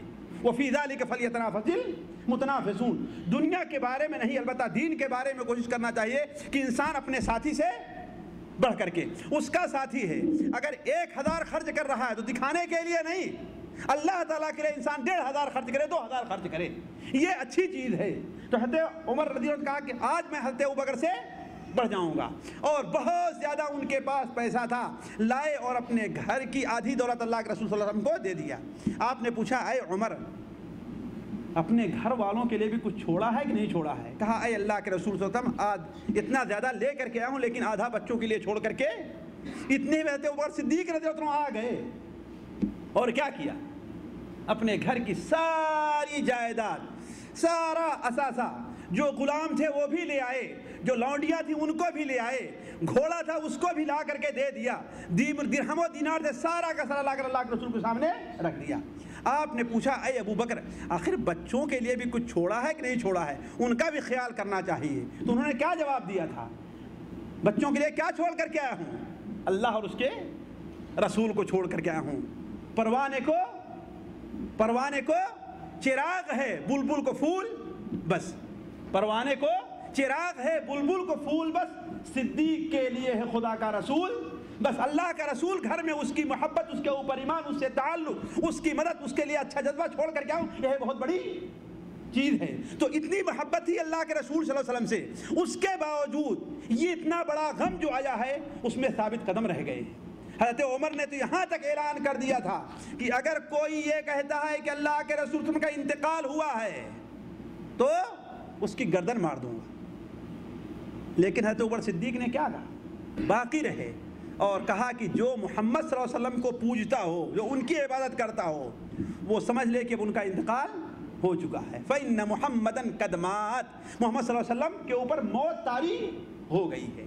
ہمارے یہاں بہت سے بھائی ہیں دنیا میں، جو ہندوستان پاکستان دوسرے لوگ جو یہ ماننے کے لیے تیار نہیں ہوتے کہ اللہ کے رسول صلی اللہ علیہ وسلم کا انتقال ہوا ہے۔ وہ کیا کہتے ہیں، کیا کہتے ہیں، پردہ فرما گئے کہتے ہیں نا۔ لیکن سوال یہ ہے کسی حدیث میں، قرآن مجید میں کہیں بھی یہ ہے کہ آپ پردہ فرما گئے ہیں؟ قرآن مجید میں اور حدیث شریف میں صرف ایک لفظ آیا ہے، یا تو وفات کہا یا تو موت کہا ہے، یا تو وفات کہا یا تو موت کہا۔ اسے بخاری شریف کی روایت ہے کہ ابو بکر صدیق رضی اللہ عنہ کھڑے ہوئے اور کہا من کان یعبد محمدن، جو شخص محمد اللہم صلی علی محمد کی عبادت کرتا تھا اس کے وجہ سے اتنا پریشان ہے تو یہ سمجھ لے کہ محمد صلی اللہ علیہ وسلم پر موت طاری ہو گئی ہے، اور جو اللہ کی عبادت کرتا سمجھ لے کہ اللہ کے اوپر موت آنے والی نہیں ہے۔ پھر چوتھے پارے جو 5ویں رکوع یا 6ٹھے رکوع میں جو آیت ہے وہ آیت تلاوت فرمائی، وما محمد الا رسول قد خلت من قبله الرسل افئن مات او قتل انقلبتم على اعقابكم ومن ينقلب على عقبيه فلن يضر الله شيئا۔ تو ساتھیو اپنے عقیدے کی اصلاح کر لینی چاہیے۔ اللہ کے رسول صلی اللہ علیہ وسلم جس طریقے سے ایک عام انسان کی پیدائش ہوتی ہے، آپ کی پیدائش ہوئی، آپ اس دنیا میں آئے، آپ نے بچپنے کی زندگی گزاری، جوانی آپ کے اوپر آئی، جوانی کے اوپر آپ کے اوپر بڑھاپا آیا، اور بڑھاپے کے بعد جس طریقے سے اس دنیا سے سارے کے سارے لوگ، دنیا کے انسان رخصت ہو جاتے ہیں، آپ صلی اللہ علیہ وسلم موت طاری ہوئی اور آپ رخصت ہو گئے۔ اس کے علاوہ اگر کوئی آدمی عقیدہ رکھتا ہے تو وہ مجھے نہیں، نعوذ باللہ من ذالک، جھٹلاتا۔ کس کو جھٹلاتا ہے؟ وہ قرآن کو جھٹلاتا ہے، حدیث کو جھٹلاتا ہے، اللہ کے رسول صلی اللہ علیہ وسلم کو جھٹلاتا ہے، اور تمام صحابہ کرام کو جھٹلاتا ہے۔ آپ صلی اللہ علیہ وسلم کے بارے میں ابوبکر نے کیا فرمایا؟ وما محمد، قرآن میں کون سی آیت پڑھی؟ وما محمد الا رسول، محمد صلی اللہ علیہ وسلم اللہ کے رسول ہیں، اور ان سے پہلے بھی بہت سے رسول گزر چکے، ان سے پہلے بہت سے رسول گزر چکے ہیں۔ کیا اگر ان کے اوپر موت آ گئی، افا ان ماتا، کیا یہ ماتا کے معنی کیا ہوتا ہے؟ مر جانا، کیا ان کے اوپر موت طاری ہو گئی، او قتلا، یا انہیں قتل کر دیا گیا، تو انقلبتم علی اعقابکم، تم لوگ پیچھے پھر جاؤ گے، دین سے مڑ جاؤ گے۔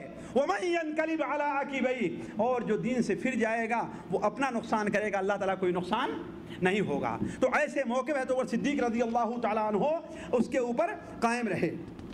علی کل حال بات لمبی ہے، میں صرف ایک بات اور کر کے رخصت ہوتا ہوں، وہ یہ ہے کہ حضرت ابوبکر صدیق رضی اللہ تعالیٰ عنہ نے، یا حدیث کے اندر یا قرآن میں حضرت ابوبکر کے کیا فضائل بیان ہوئے ہیں، ورنہ حضرت ابوبکر صدیق ظاہر بات اس کے بعد اللہ کے رسول کے انتقال کے بعد ان کے بڑے کارنامے ہیں، اور ایسے ایسے کارنامے ہیں کہ حضرت عمر اور دوسرے تمام صحابہ کرام کے قدم ہٹ گئے تھے، لیکن انہوں نے کارنامہ مثال کے طور پر جیسے اسامہ کی روانگی ہے، جیسے اسامہ کی روانگی ہے کہ اللہ کے رسول صلی اللہ علیہ وسلم نے روم سے لڑائی کرنے کے لیے جن لوگوں نے غزوہ موتا کے موقع پر حضرت زید ابن حارثہ کو، حضرت جعفر الطیار کو، حضرت عبداللہ ابن رواحہ اور بہت سے صحابہ کرام کو قتل کیا تھا غزوہ موتا کے موقع پر، ان سے ان کا بدلہ لینے کے لیے، ان سے ان کا بدلہ لینے کے لیے اللہ کے رسول صلی اللہ علیہ وسلم نے حضرت اسامہ ابن زید، ان کے جو پیارے تھے اللہ کے رسول صلی اللہ علیہ وسلم کے سب سے پیارے کے بیٹے تھے، ان کی قیادت میں ایک لشکر بھیجنا چاہا،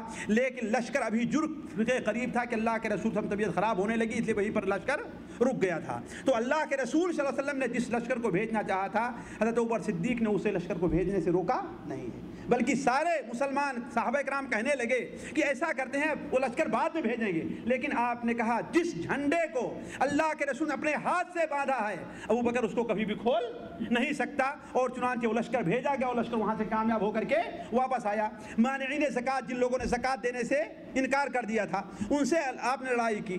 جو لوگ نبوت کے دعوے دار بن بیٹھے تھے جیسے مسیلمہ کذاب اور اسود عنسی، حضرت ابوبکر نے ان سے قتال کیا، اور جو لوگ مرتد ہو گئے تھے یعنی اسلام سے پھر گئے تھے، ان سے حضرت ابوبکر نے قتال کیا۔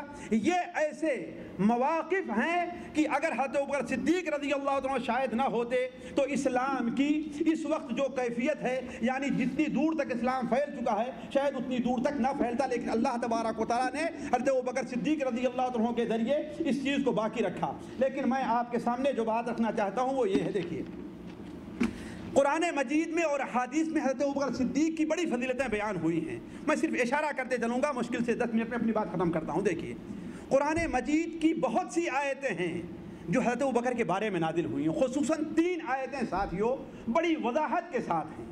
پہلی آیت سورہ توبہ کے اندر ہے، پہلی آیت سورہ توبہ میں ہے، جس میں اللہ تبارک و تعالی مکہ کے مشرکین کو خطاب کر کے کہتا ہے کہ اے لوگو، یا منافقین کو خطاب کر کے کہتا ہے کہ اگر تم رسول کا ساتھ نہیں دینا چاہتے ہو تو نہ دو، اللہ تبارک و تعالیٰ نے اس رسول کو بھیجا ہے اور اس کی مدد کرنے کے لیے کافی ہے۔ اب تو اس کے بڑے ساتھی ہو گئے ہیں، اس کی جماعت میں اتنے زیادہ لوگ ہو گئے ہیں، اللہ تعالیٰ نے تو ان کی اس وقت مدد کی تھی جبکہ اہل مکہ نے انہیں اپنے یہاں سے نکال دیا تھا، جبکہ وہ دونوں ہجرت کے راستے میں اکیلے رواں دواں تھے، اور مکہ کے لوگوں نے کیا اعلان کر دیا تھا کہ جو انہیں زندہ اور مردہ لے آئے گا اسے 100 اونٹ ہے کہ نہیں ہے، 100 اونٹ نام دیا جائے گا۔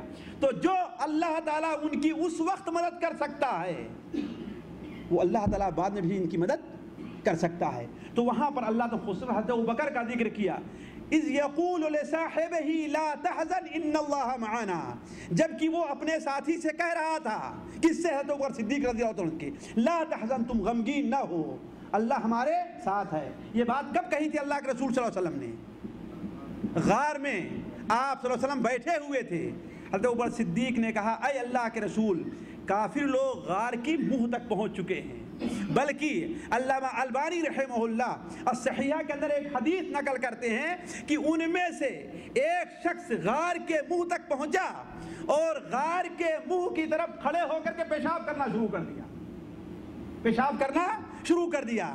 حضرت ابوبکر نے کہا اے اللہ کے رسول صلی اللہ علیہ وسلم، اگر ذرا سے اس نے دھیان دیا تو ہمیں دیکھ لے گا۔ آپ نے فرمایا کہ اے ابو بکر، اگر ہمیں دیکھتا تو ہماری طرف رک کر کے پیشاب نہ کرتا۔ یعنی اس اتنے قریب پہنچ گئے تھے۔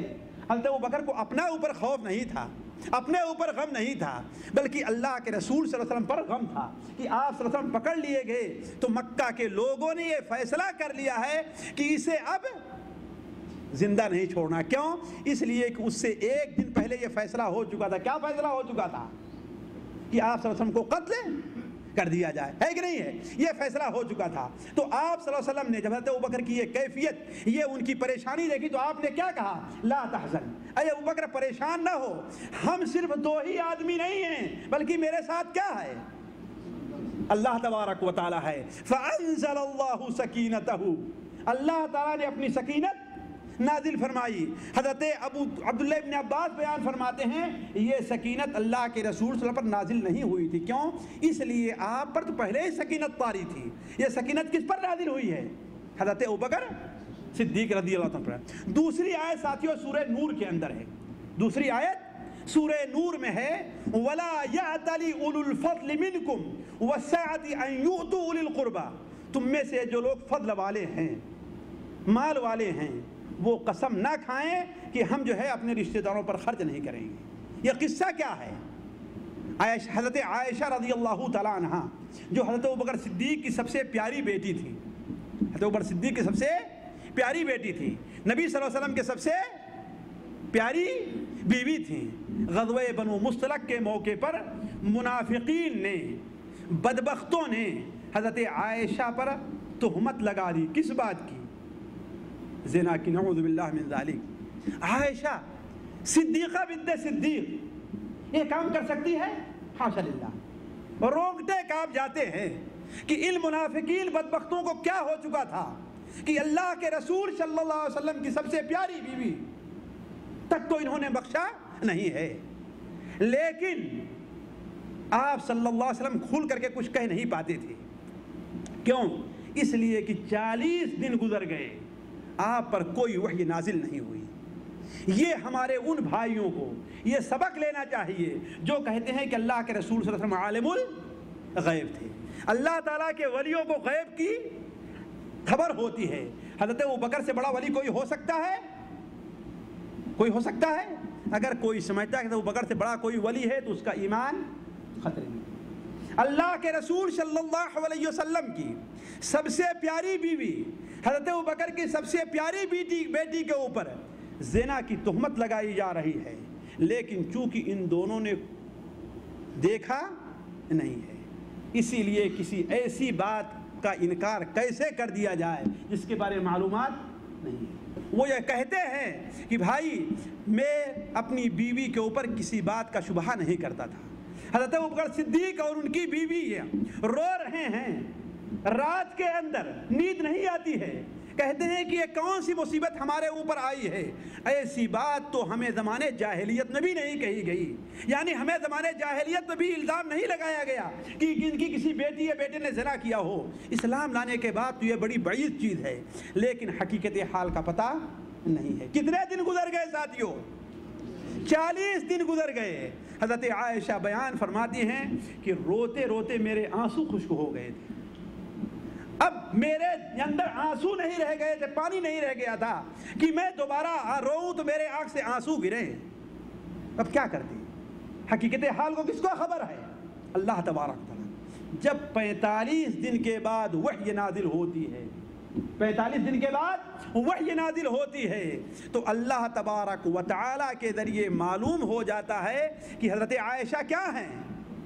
پاک ہیں، بری ہیں، انہوں نے نہ زنا کیا ہے حاشا للہ اور نہ زنا کا ارادہ کیا ہے کہ نہیں ہے؟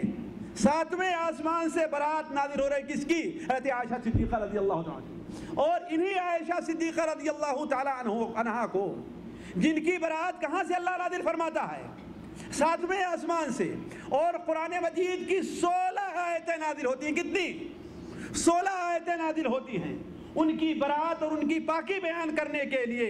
اور انہی عائشہ رضی اللہ تعالی عنہا کو آج مسلمان کہلانے والی ایک ناپاک اور بدبخت اور منحوس جماعت آج انہیں قسم قسم کے عجوب ان کے اوپر نکالتی ہے، حتیٰ کہ ذرا سے متہم کرتی ہے. حاشا للہ، یہ کیسے مسلمان ہیں؟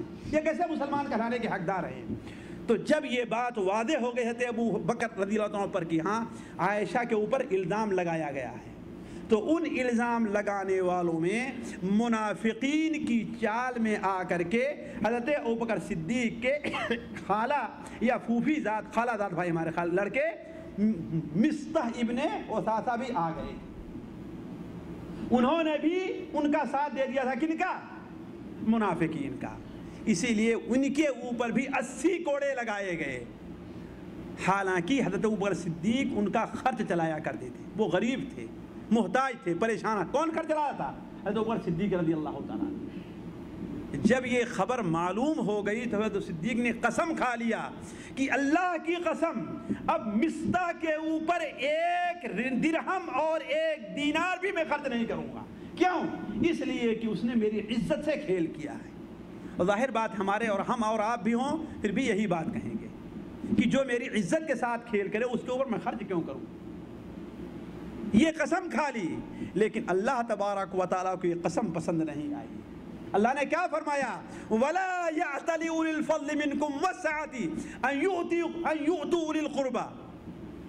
تم میں سے جو لوگ فضل والے ہیں، مالدار ہیں، وہ قسم نہ کھائیں کہ میں قرابت داروں رشتہ داروں پر خرچ نہیں کروں. أَلَا تُحِبُّونَ أَن يَغْفِرَ اللَّهُ لَكُمْ. تم نہیں چاہتے کہ اللہ تمہیں معاف کر دے. حضرت ابو بکر نے اسی وقت اپنے قسم کا کفارہ ادا کیا اور کہا اے اللہ میں چاہتا ہوں کہ تم مجھے معاف کر دے. اور کہا کہ جتنا میں خرچ کیا کرتا تھا ان میں سے 1 درہم اور 1 پیسہ بھی کم نہیں کروں گا، جتنا میں خرچ کرتے جاؤں. یہ دوسری آیت حضرت ابو بکر کی فضیلت میں نازل ہوئی. تیسری آیت ہے جو عام طور پر آپ لوگوں کو یاد ہے نا قاری صاحب؟ وہ کون سی آیت ہے جی؟ یہ سب کو تو نہیں یاد ہوگی. آپ قاری صاحب آپ کو یاد ہوگی، حافظ صاحب ہیں، لیکن سب کو یاد ہوگی. کون سی آیت ہے؟ شروع خطبے میں بھی ہم نے پڑھی جو سورہ واللیل کی.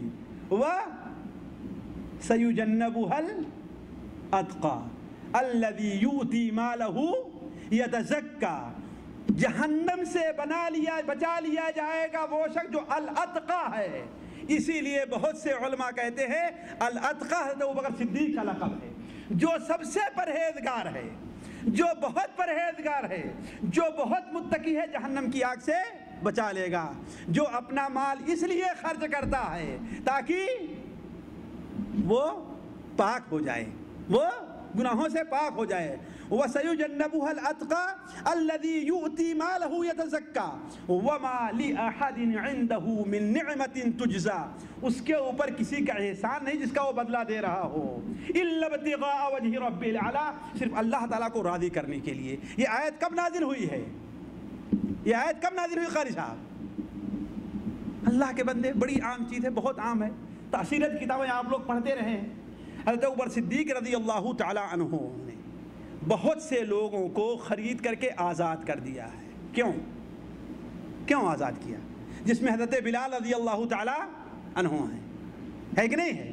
عامر ابن فہیرہ ہیں، زنیرہ ہیں، نہدیہ ہیں.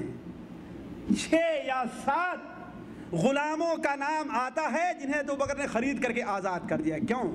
اس لیے جب اللہ کے رسول صلی اللہ علیہ وسلم نے اسلام کی دعوت دی تو جہاں پر آپ کے اوپر آزاد اور بڑے لوگوں نے اسلام قبول آپ اسلام لائے، ایمان لائے ہیں، وہیں پر کچھ غلام لوگوں نے بھی ایمان، جن میں حضرت بلال کا ذکر آپ لوگوں نے بار بار پڑھا ہوگا کہ انہیں چلچلاتی دھوپ کے اندر لٹا دیا جاتا تھا، ہے کہ نہیں ہے؟ اور بچے ان کی گردن میں رسی باندھ کر کے اسی دھوپ میں گھسیٹا کرتے تھے. اور ان کی زبان سے کیا نکلتا تھا؟ احد احد، یعنی اللہ ایک ہے، اللہ ایک ہے. حضرت ابو بکر صدیق رضی اللہ عنہ اس کے پاس گئے، امیہ کا غلام تھے. انہیں تکلیف ہوتے ہوئے دیکھا. کیا دیکھتے ہیں کہ ان کے سینے کے اوپر ایک بڑا سا پتھر رکھا ہوا ہے، ننگے پیٹھ ہیں، دھوپ چلچلا رہی ہے، اس کے اوپر انہیں لٹا دیا گیا ہے، ان کے پیر کے اندر بیڑیاں ہیں، ان کے گلے کے اندر رسی، جس طریقے سے بکری اور گائے کے گلے میں رسی ڈالی جاتی ہے، اور چند بچے اسی حالت میں پیر بندھا ہوا ہے، سینے کے اوپر بھاری پتھر ہے تاکہ دائیں بائیں نہ ہو سکیں، اور ننگی پیٹھ ریت پر لیٹے ہیں، اور کچھ لوگ ان کے گلے میں رسی ڈال کر انہیں کھینچ رہے ہیں۔ حضرت ابوبکر کا گزر ادھر سے ہوتا ہے لیکن دیکھا نہیں گیا۔ ان کے اماقا سے کہتے ہیں کہ اللہ کے بندے اسے آزاد نہیں کر دو گے؟ کہا کہ تمہیں نے تو خراب کیا ہے، اگر تم خریدنا چاہتے ہو تو خرید لو۔ کہا بولو اس کی کتنی قیمت لوگ، کتنی قیمت ہے اس کی؟ بعض روایات میں آتا ہے کہ ابوبکر صدیق رضی اللہ تعالیٰ عنہ کے پاس ایک بہت ہی مضبوط، تندرست اور چست غلام تھا، کہا میرے اس غلام کو لے کر کے انہیں میرے حوالے کر دو۔ بعض روایات میں آتا ہے کہ 300 یا 400 درہم کے اندر، یا 4000، اللہ بہتر، مجھے دل میں صحیح بات نہیں ہے، اتنے درہم میں خرید کر کے اسے آزاد کر دیا۔ اسی لیے سنن ترمذی کے اندر روایت ہے، حضرت عمر فاروق رضی اللہ تعالیٰ بیان فرماتے ہیں، ابو بکر سیدنا اعتق سیدنا، ابو بکر ہمارے سردار ہیں، ہمارے بڑے ہیں، اور ہمارے سردار کو، ہمارے مؤذن کو آزاد کیا ہے۔ کس کو؟ حضرت بلال رضی اللہ تعالی عنہ کو۔ تو روایات میں آتا ہے کہ ان کے باپ نے، کن کے؟ حضرت عمر صدیق کے باپ نے کہا، اے بیٹے تم جو ہے ان مجبور، پریشان حال، کمزور غلاموں کو خرید کر کے آزاد کر رہے ہو، اتنا پیسہ خرچہ کر رہے ہو، تم اس کے بدلے کچھ مضبوط لوگوں کو خرید کر کے آزاد کرتے تو تمہاری مدد بھی کرتے۔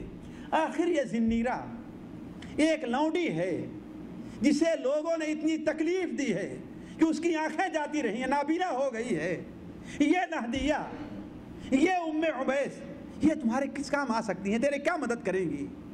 حضرت عمر صدیق نے کہا کہ اے ابا جان، مجھے دنیا نہیں چاہیے، مجھے دنیا نہیں چاہیے، یہ کس لیے میں کر رہا ہوں؟ اللہ تبارک و تعالیٰ کو راضی کرنے کے لیے۔ تو وَمَا لِأَحَدٍ عِنْدَهُ مِن نِعْمَةٍ تُجْزَى، اس کے اوپر کسی کا احسان نہیں جو بدلہ چکا رہا ہے۔ کیا کر رہا ہے؟ إِلَّا ابْتِغَاءَ وَجْهِ رَبِّهِ الْأَعْلَى، اپنے اعلیٰ اور بلند بالا رب کو کو راضی کرنے کے لیے وہ یہ سب کام کر رہا ہے۔ وَلَا سَوْفَ يَرْضَى، اور اس کا رب ان قریب ان سے راضی بھی ہو جائے گا۔ تو عرض کرنے کا مطلب یہ ہے ساتھیو، قرآن مجید کے اندر بہت سی آیتیں ایسی ہیں جن سے اللہ کے رسول صلی اللہ علیہ وسلم، اللہ تبارک و تعالیٰ حضرت ابو بکر کی فضیلت بیان فرمائی ہے۔ ان سے ہٹ کر کے اب میں دو ایک حدیثیں آپ کے سامنے رکھ کر کے اپنی بات ختم کرتا ہوں۔ دیکھیے جن سے حضرت ابو بکر کی فضیلت کا، بلکہ صرف 2 حدیثیں میں آپ کے سامنے رکھوں گا، زیادہ نہیں، اس لیے کہ وقت زیادہ ہو گیا ہے، صرف 2 حدیثیں سن کر کے اپنی بات آپ کے سامنے رکھ اپنی بات ختم کرتا ہوں۔ دیکھیے پہلی حدیث صحیح بخاری شریف کی ہے، ورنہ بتا دوں بخاری شریف میں حضرت ابو بکر کی فضیلت کے سے متعلق صرف ایک کتاب میں 23 سے زیادہ حدیثیں مروی ہیں، بلکہ آپ صلی اللہ علیہ وسلم انہیں کے بارے میں کیا کہا تھا کہ یہ دونوں ابو بکر و عمر میرے کیا ہیں؟ یہ میرے آنکھ ہیں، میرے کان ہیں۔ اسی لیے اللہ کے رسول صلی اللہ علیہ وسلم جس قدر اعتماد ابو بکر و عمر پر کیا کرتے تھے، دوسرے پر نہیں کیا کرتے تھے۔ بلکہ بھی قاری صاحب مجھ سے ایک حدیث کے بارے میں پوچھ رہے تھے، وہ حدیث بخاری شریف کی ہے، حضرت ابو ہریرہ سے مروی ہے کہ ایک بار اللہ کے رسول صلی اللہ علیہ وسلم نے صحابہ کرام کے سامنے بیان کیا کہ ایک گڑریا، ایک چرواہا اپنی بکریاں چرا رہا تھا، بخاری شریف میں روایت ہے، اپنی بکریاں چرا رہا تھا کہ ایک بھیڑیا آیا اور بکری کو لے کر کے بھگا۔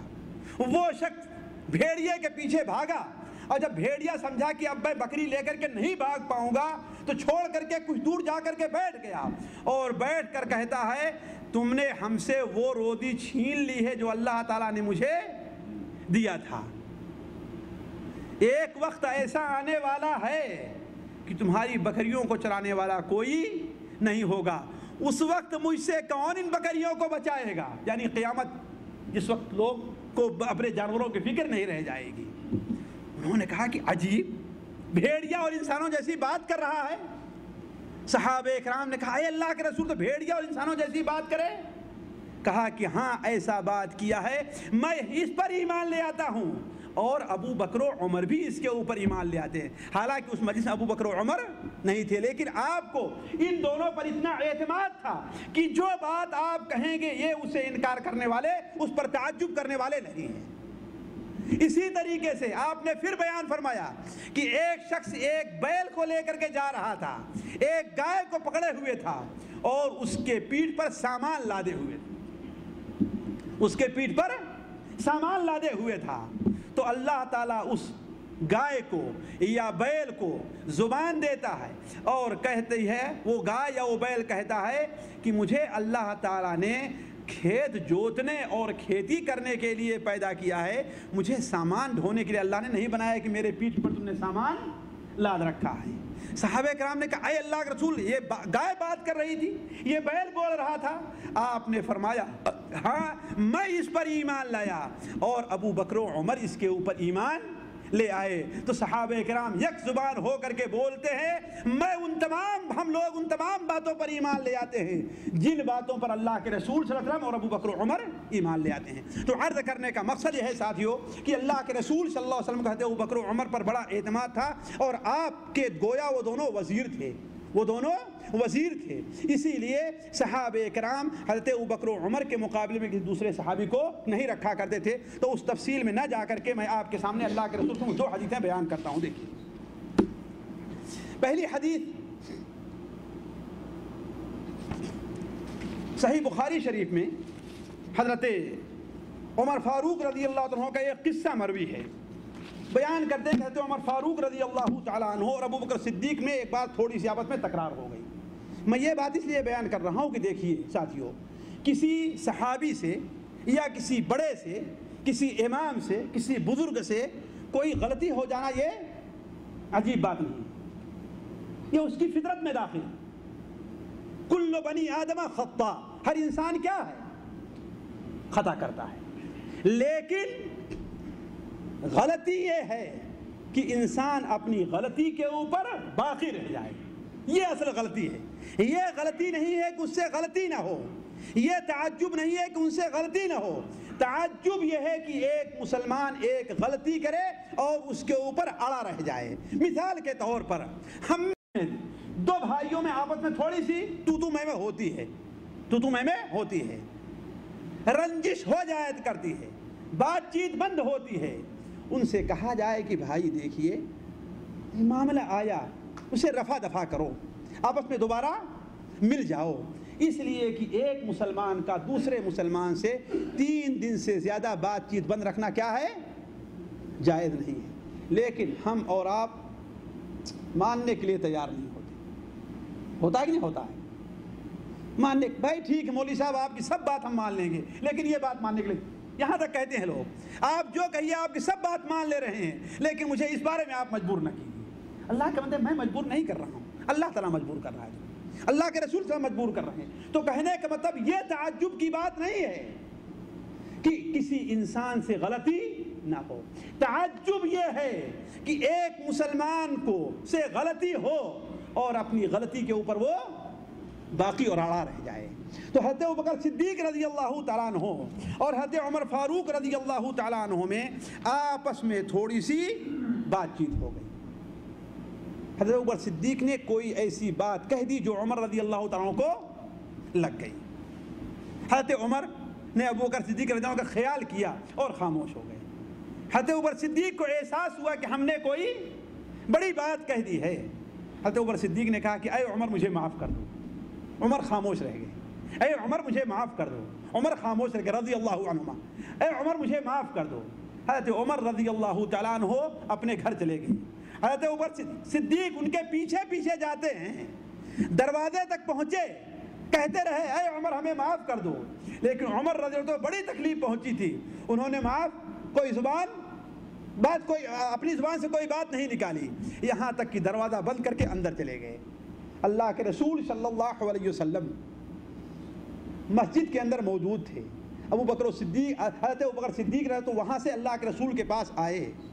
دور سے آپ نے دیکھا کہ ابو بکر تیزی کے ساتھ آ رہے ہیں, یہاں تک کہ ان کا ادار اتنا اٹھا ہوا ہے کہ ان کی پٹلی بلکہ ان کا گھٹنا بھی ظاہر ہے, ان کی پٹلی اور ان کا گھٹنا بھی ظاہر ہے. دور سے دیکھ کر کے آپ نے اندازہ لگا لیا کہ اس کا مطلب کوئی معاملہ گڑبڑ آج ضرور ہے۔ آپ نے کہا ان صاحبکم قد غامر، تمہارے اس ساتھی نے آج کسی سے لڑائی کی ہے، کسی سے جھگڑا کر کے آ رہا ہے۔ حضرت عمر صدیق رضی اللہ تعالیٰ عنہ اللہ کے رسول کی خدمت میں پہنچے اور کہے اے اللہ کے رسول صلی اللہ علیہ وسلم، ہم میں اور عمر کے اندر تھوڑی سی بات ہو گئی، ہم نے انہیں ایک بات کہہ دی جو انہیں بری لگ گئی، مجھے اپنی غلطی کا احساس ہوا، میں ان سے بار بار کہتا رہا کہ مجھے معاف کر دو، مجھے معاف کر دو، اللہ تعالیٰ سے میرے لیے معافی مانگو، لیکن وہ تیار نہیں ہوئے، یہاں تک کہ اپنے گھر میں جا کر کے بند ہو گئے۔ حضرت عمر رضی اللہ عنہ کو یہ احساس ہوا کہ اب یہاں سے حضرت ابوبکر کہاں جائیں گے؟ اللہ کے رسول، حدیث شریف میں آتا ہے کہ یہ کہہ کر کے حضرت ابوبکر صدیق اللہ کے رسول صلی اللہ علیہ وسلم کے دائیں طرف بیٹھ گئے۔ پھر تھوڑی دیر میں کیا دیکھتے ہیں کہ حضرت عمر رضی اللہ تعالیٰ عنہ بھی ادھر سے آ رہے ہیں۔ بخاری شریف کے علاوہ دوسری روایتوں میں ہے، حافظ فتح الباری میں نقل کرتے ہیں کہ حضرت عمر اللہ کے رسول کے سامنے سے آئے، آپ نے اپنا چہرہ پھیر لیا، دائیں طرف گئے، آپ نے اپنا چہرہ بائیں طرف پھیر لیا، بائیں طرف آئے، آپ نے چہرہ پھر پھیر لیا، یہاں تک کہ حضرت عمر رضی اللہ تعالیٰ عنہ دو زانو ہو کر کے اللہ کے رسول کے سامنے بیٹھ گئے اور کہا اے اللہ کے رسول صلی اللہ علیہ وسلم، آپ کے ناراض ہونے کے بعد دنیا میں میرے لیے رہنا مناسب نہیں ہے، آپ مجھے معاف کر دیجئے۔ آپ نے فرمایا کیا تم ہی نہیں ہو کہ ابو بکر تم سے اپنی غلطی کی معافی مانگ رہے ہیں اور تمہیں معاف کرنے کے لیے تیار نہیں ہو؟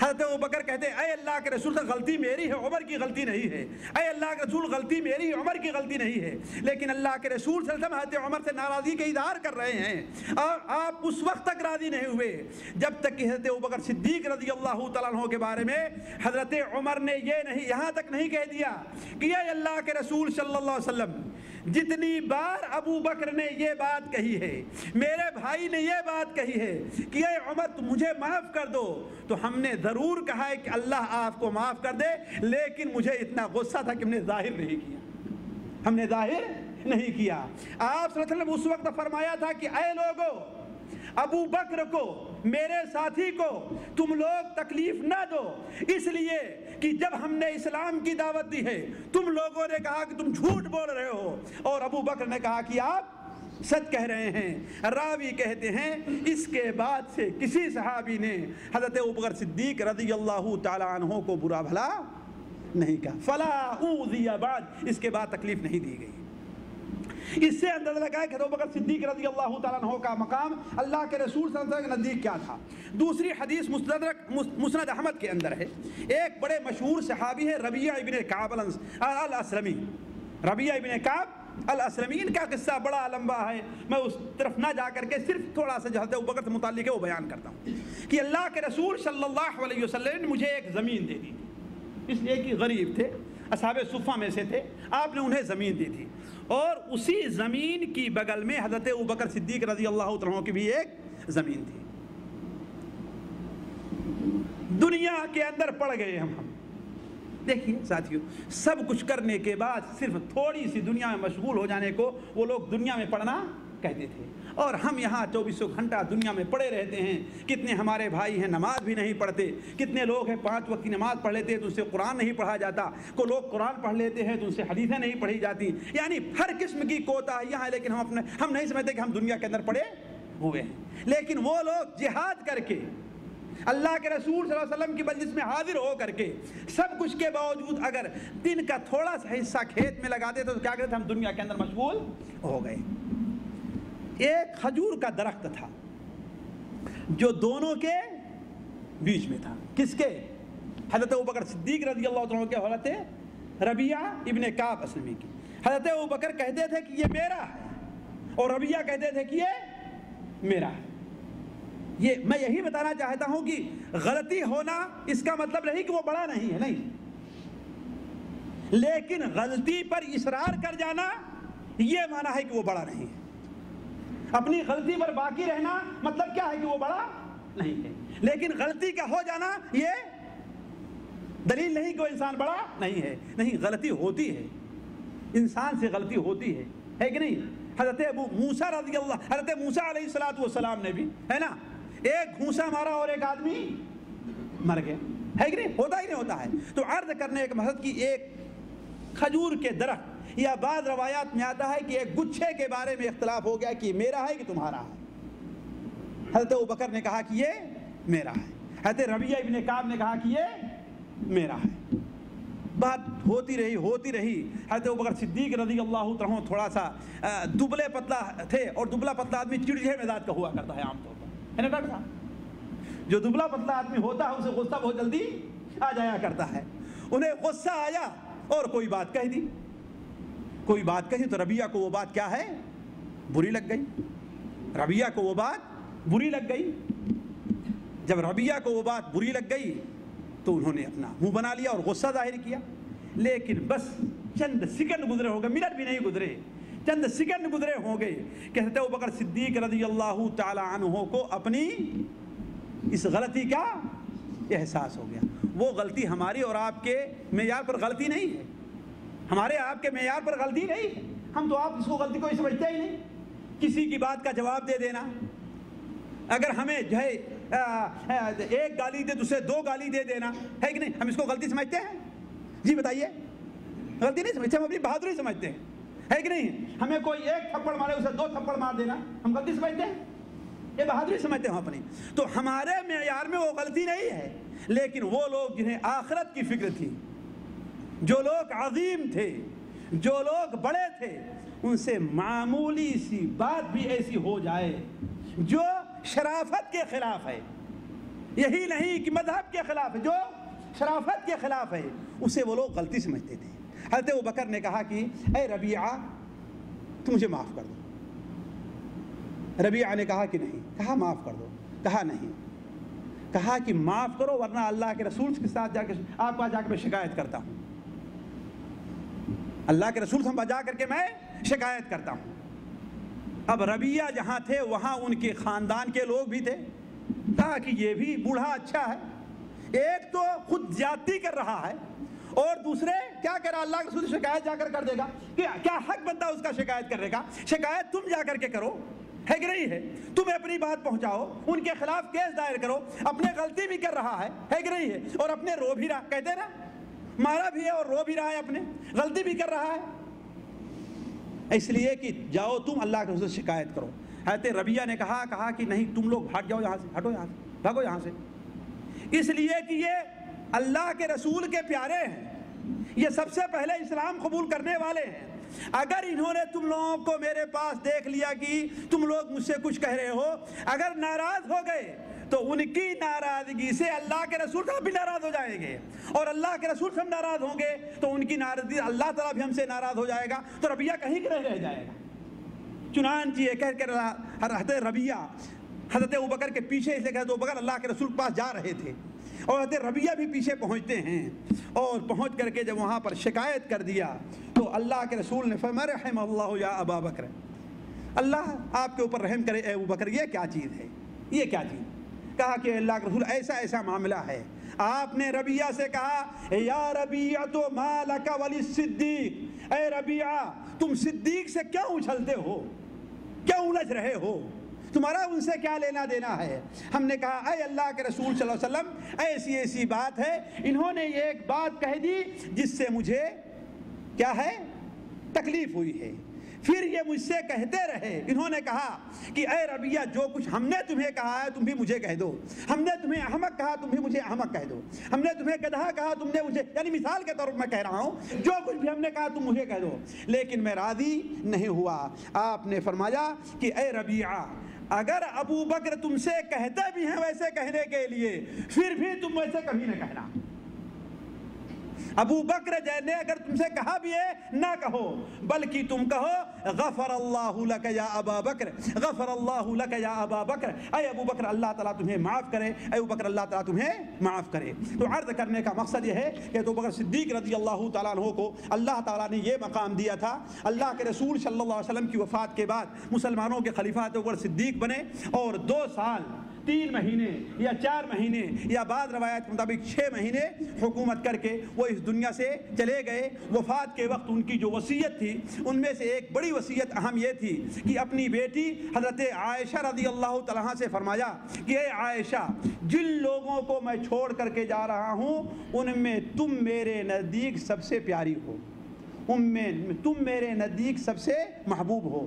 دیکھنا، اس بات کا دھیان دو کہ خلیفہ بننے سے پہلے میرے پاس کیا کچھ تھا، اتنا کنارے کر کے جس چیز کا اضافہ ہوا ہے یہ چیزیں لے کر کے ہمارے بعد جو خلیفہ بنتا اس کے پاس بھیج دینا۔ ذرا سوچیں گے، خلیفہ بننے سے پہلے میرے پاس جو کچھ تھا اس کو تو باقی رہنا اور رکھنا اور تم لوگ آپس میں تقسیم کر لینا، اور جو کچھ زیادہ ہو اسے کہاں واپس کر دینا ہے؟ تمہارا جو خلیفہ بنے اس کو۔ حضرت عائشہ بیان فرماتی ہیں کہ ان کے انتقال کے بعد ان کا اثاثہ جب کا جائزہ لیا گیا تو 3 چیزیں زیادہ تھیں، بس 3 چیزیں زیادہ تھیں۔ ایک نوبی غلام، نوبہ جانتے ہیں کہاں کہتے ہیں؟ نوبی غلام کس کو کہتے ہیں؟ نوبہ کس کو کہتے ہیں بیٹا؟ ہاں، سوڈان مکمل نہیں بلکہ سوڈان اور مصر کے بیچ کا جو علاقہ ہے یہ کیا ہے؟ نوبہ کہلاتا ہے۔ یہ یعنی وہاں کا رہنے والا ایک غلام، اور کھیتوں کو پانی دینے کے لیے ایک اونٹ، اس لیے پہلے اونٹوں کے ذریعے پانی دیا جاتا ہے، پانی دینے کے لیے ایک اونٹ اور ایک پرانی چادر۔ کیا؟ ایک پرانی چادر جس کی قیمت مشکل سے 6 درہم بھی نہ ہوتی۔ یہ 3 چیزیں ان کی ملکیت میں زیادہ تھیں۔ حضرت عائشہ رضی اللہ تعالی عنہا نے اس چیز کو اٹھایا اور عمر فاروق رضی اللہ عنہ کے پاس بھیج دیا۔ عمر فاروق رضی اللہ تعالی عنہ نے جب اسے دیکھا تو ایک بار اس طرف دیکھتے ہیں اور روتے جاتے ہیں۔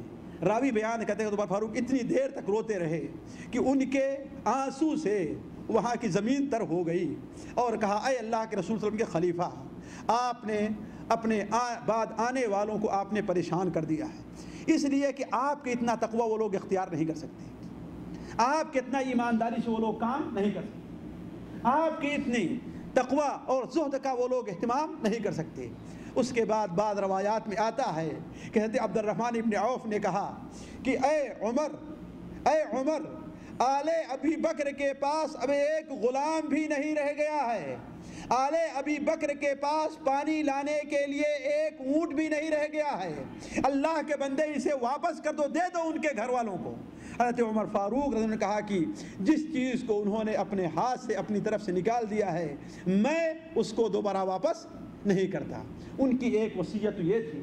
دوسری وصیت یہ تھی کہ حضرت عائشہ سے پوچھا کہ یہ کون سا دن ہے؟ کہا اللہ کے رسول صلی اللہ علیہ وسلم جس دن انتقال فرمائے تھے وہی دن ہے۔ کون سا؟ یوم الاثنین ہے۔ کہا اس کا مطلب یہ ہے کہ شام ہونے سے پہلے میں اس دنیا سے رخصت ہو جاؤں گا، یعنی یوم الاثنین ہی کو میرا انتقال ہوگا۔ چنانچہ شام نہیں ہوئی کہ آپ کا انتقال ہو گیا، اور وصیت کی کہ جب میرا انتقال ہو جائے تو مجھے میری بیوی اسماء بنت عمیس غسل دے گی، مجھے میری بیوی اسماء بنت عمیس۔ اسی لیے ساتھیوں ہمارے ہاں یہ جو مشہور ہے کہ جب شوہر کا انتقال ہو جاتا ہے تو بیوی پر وہ ہوتا ہی نہ ہوتا ہے، دیکھنے بھی نہیں دیتے، چھونے بھی نہیں دیتے۔ یہ جہالت ہے ہمارے یہاں، یہ جہالت ہے۔ خلیفۃ المسلمین حضرت ابوبکر صدیق جو تمام صحابہ کرام میں سب سے بڑے عالم تھے، سب سے بڑے متقی تھے، سب سے بڑے پرہیزگار تھے، سب سے افضل تھے، انہیں کس نے غسل دیا؟ ان کی بیوی اسماء بنت عمیس نے۔ تو انہوں نے کہا کہ جب میرا انتقال ہو جائے تو مجھے کون غسل دے گا؟ ذرا دیکھیے، واللہ میں سوچ رہا تھا کہ آخر ایسا کیوں کیا؟ اس لیے کیا تاکہ ان کی شرمگاہ پر ان کی بیوی جو ان کے لیے حلال تھی، جس کے لیے ان کی شرمگاہ حلال تھی، دوسرے آدمی کو اطلاع نہ ہو پائے۔ اس لیے کیا وصیت کیا تھا؟ کیا وصیت کی تھی کہ اگر میرا انتقال ہو جائے تو مجھے غسل کون دے گی؟ میری بیوی اسماء۔ اور اس دن صبح سے حضرت اسماء رودے سے تھی، بیمار تھی، لیکن عصر کا وقت جب ان کا انتقال کا ہوا ہے تو راوی بیان کرتے ہیں کہ انہوں نے اپنے روزے کو توڑ دیا ہے، اپنے روزے کو توڑ دیا ہے، بلکہ غسل دیا ہے۔ علامہ البانی رحمہ اللہ اپنی کتاب احکام الجنائز میں نقل کرتے ہیں کہ غسل دینے کے بعد ان کے اندر اتنی طاقت نہیں تھی کہ وہ خود غسل کر لیتی، بیمار تھی، سردی کا موسم تھا، بیمار تھی۔ تو انہوں نے صحابہ کرام سے پوچھا کیا میرے اوپر غسل واجب ہے؟ کہا واجب نہیں۔ تو حضرت اسماء کے بارے میں وصیت کی کہ وہ غسل دے گی۔ کہا اگر وہ اکیلے غسل نہ دے سکیں، نہ دے پائیں تو ان کی مدد کون کرے گا؟ ان کی مدد میرا بیٹا عبد الرحمن کرے گا۔ ان کی مدد کون کرے گا؟ میرا بیٹا عبد الرحمن کرے گا۔ چنانچہ جب یوم الاثنین کو ان کا انتقال ہو گیا تو اسی وقت سے ان کے غسل دینے کا انتظام کیا جانے لگا، اور انہوں نے وصیت کی تھی کہ مجھے کہاں دفن کرنا؟ حضرت نبی اکرم حضرت محمد مصطفیٰ صلی اللہ علیہ وسلم کے پہلو میں دفن کرنا۔ کہ جس طریقے سے زمانے جاہلیت میں دونوں ساتھ رہے ہیں، اسلام کے بعد دونوں ساتھ رہے ہیں، کہیں بھی کسی وقت بھی اللہ کے رسول صلی اللہ علیہ وسلم کا ساتھ نہیں چھوڑا، الا یہ کہ اللہ کے رسول نے خود بھیجا ہو تو بکر صدیق کو کہیں پر، ورنہ کبھی ساتھ نہیں چھوڑا ہے۔ اور اللہ تعالیٰ نے ایسا کیا کہ انتقال کے بعد بھی دونوں ساتھ رہے، اور انشاءاللہ تبارک و تعالی چاہے لوگ راضی ہوں چاہے لوگ ناراض ہوں، قیامت کے دن بھی دونوں ایک ساتھ ہوں گے۔ بلکہ اگر بعض روایات کو لے لیا جائے تو جس طریقے سے اس دنیا کے اندر حضرت ابوبکر صدیق رضی اللہ تعالیٰ عنہ نے اللہ کے رسول صلی اللہ علیہ وسلم کی دعوت کو سب سے پہلے لوگوں میں عام کیا تھا، آپ کی دعوت کو لوگوں تک پہنچائی تھی، ایسے ہی قیامت کے دن حوض پاک جان نے 63 سال کی عمر گزار کر کے وہ اس دنیا سے رخصت ہو گئے۔ جو کچھ ان کے بارے میں بیان کیا گیا یہ بہت تھوڑا ہے، جو کچھ بیان کیا گیا یہ بہت تھوڑا ہے۔ ان کے فضائل، ان کی اہمیت، ان کے کارنامے بہت زیادہ ہیں، بلکہ امام ابن عساکر رحمہ اللہ نے اپنی کتاب تاریخ دمشق کے اندر ایک جلد پوری کی پوری حضرت ابوبکر کی سیرت میں نقل کیا ہے۔ اللہ تبارک و تعالیٰ سے دعا ہے کہ اللہ تعالیٰ ہمیں اور آپ کو حضرت ابوبکر صدیق رضی اللہ عنہ کی محبت پر زندہ رکھے، وہی محبت پر ان کا انتقال، ہمارا اور آپ کا انتقال ہو، اور قیامت کے دن جس جماعت میں حضرت ابوبکر صدیق رضی اللہ عنہ شامل ہوں ہمیں اور آپ کو بھی اس جماعت کے اندر شامل کرے۔ ہمارا اور آپ کا جو فرض بنتا ہے یہ ہے کہ ہم ان سے محبت رکھیں، جب ان کا ذکر آئے تو ان کے نام کے ساتھ کیا کہیں؟ رضی اللہ عنہ، یعنی اللہ تبارک و تعالیٰ ان سے راضی ہو جائے۔ سبحانک اللہم و بحمدک، اشہد ان لا الہ الا انت، استغفرک و اتوب الیک۔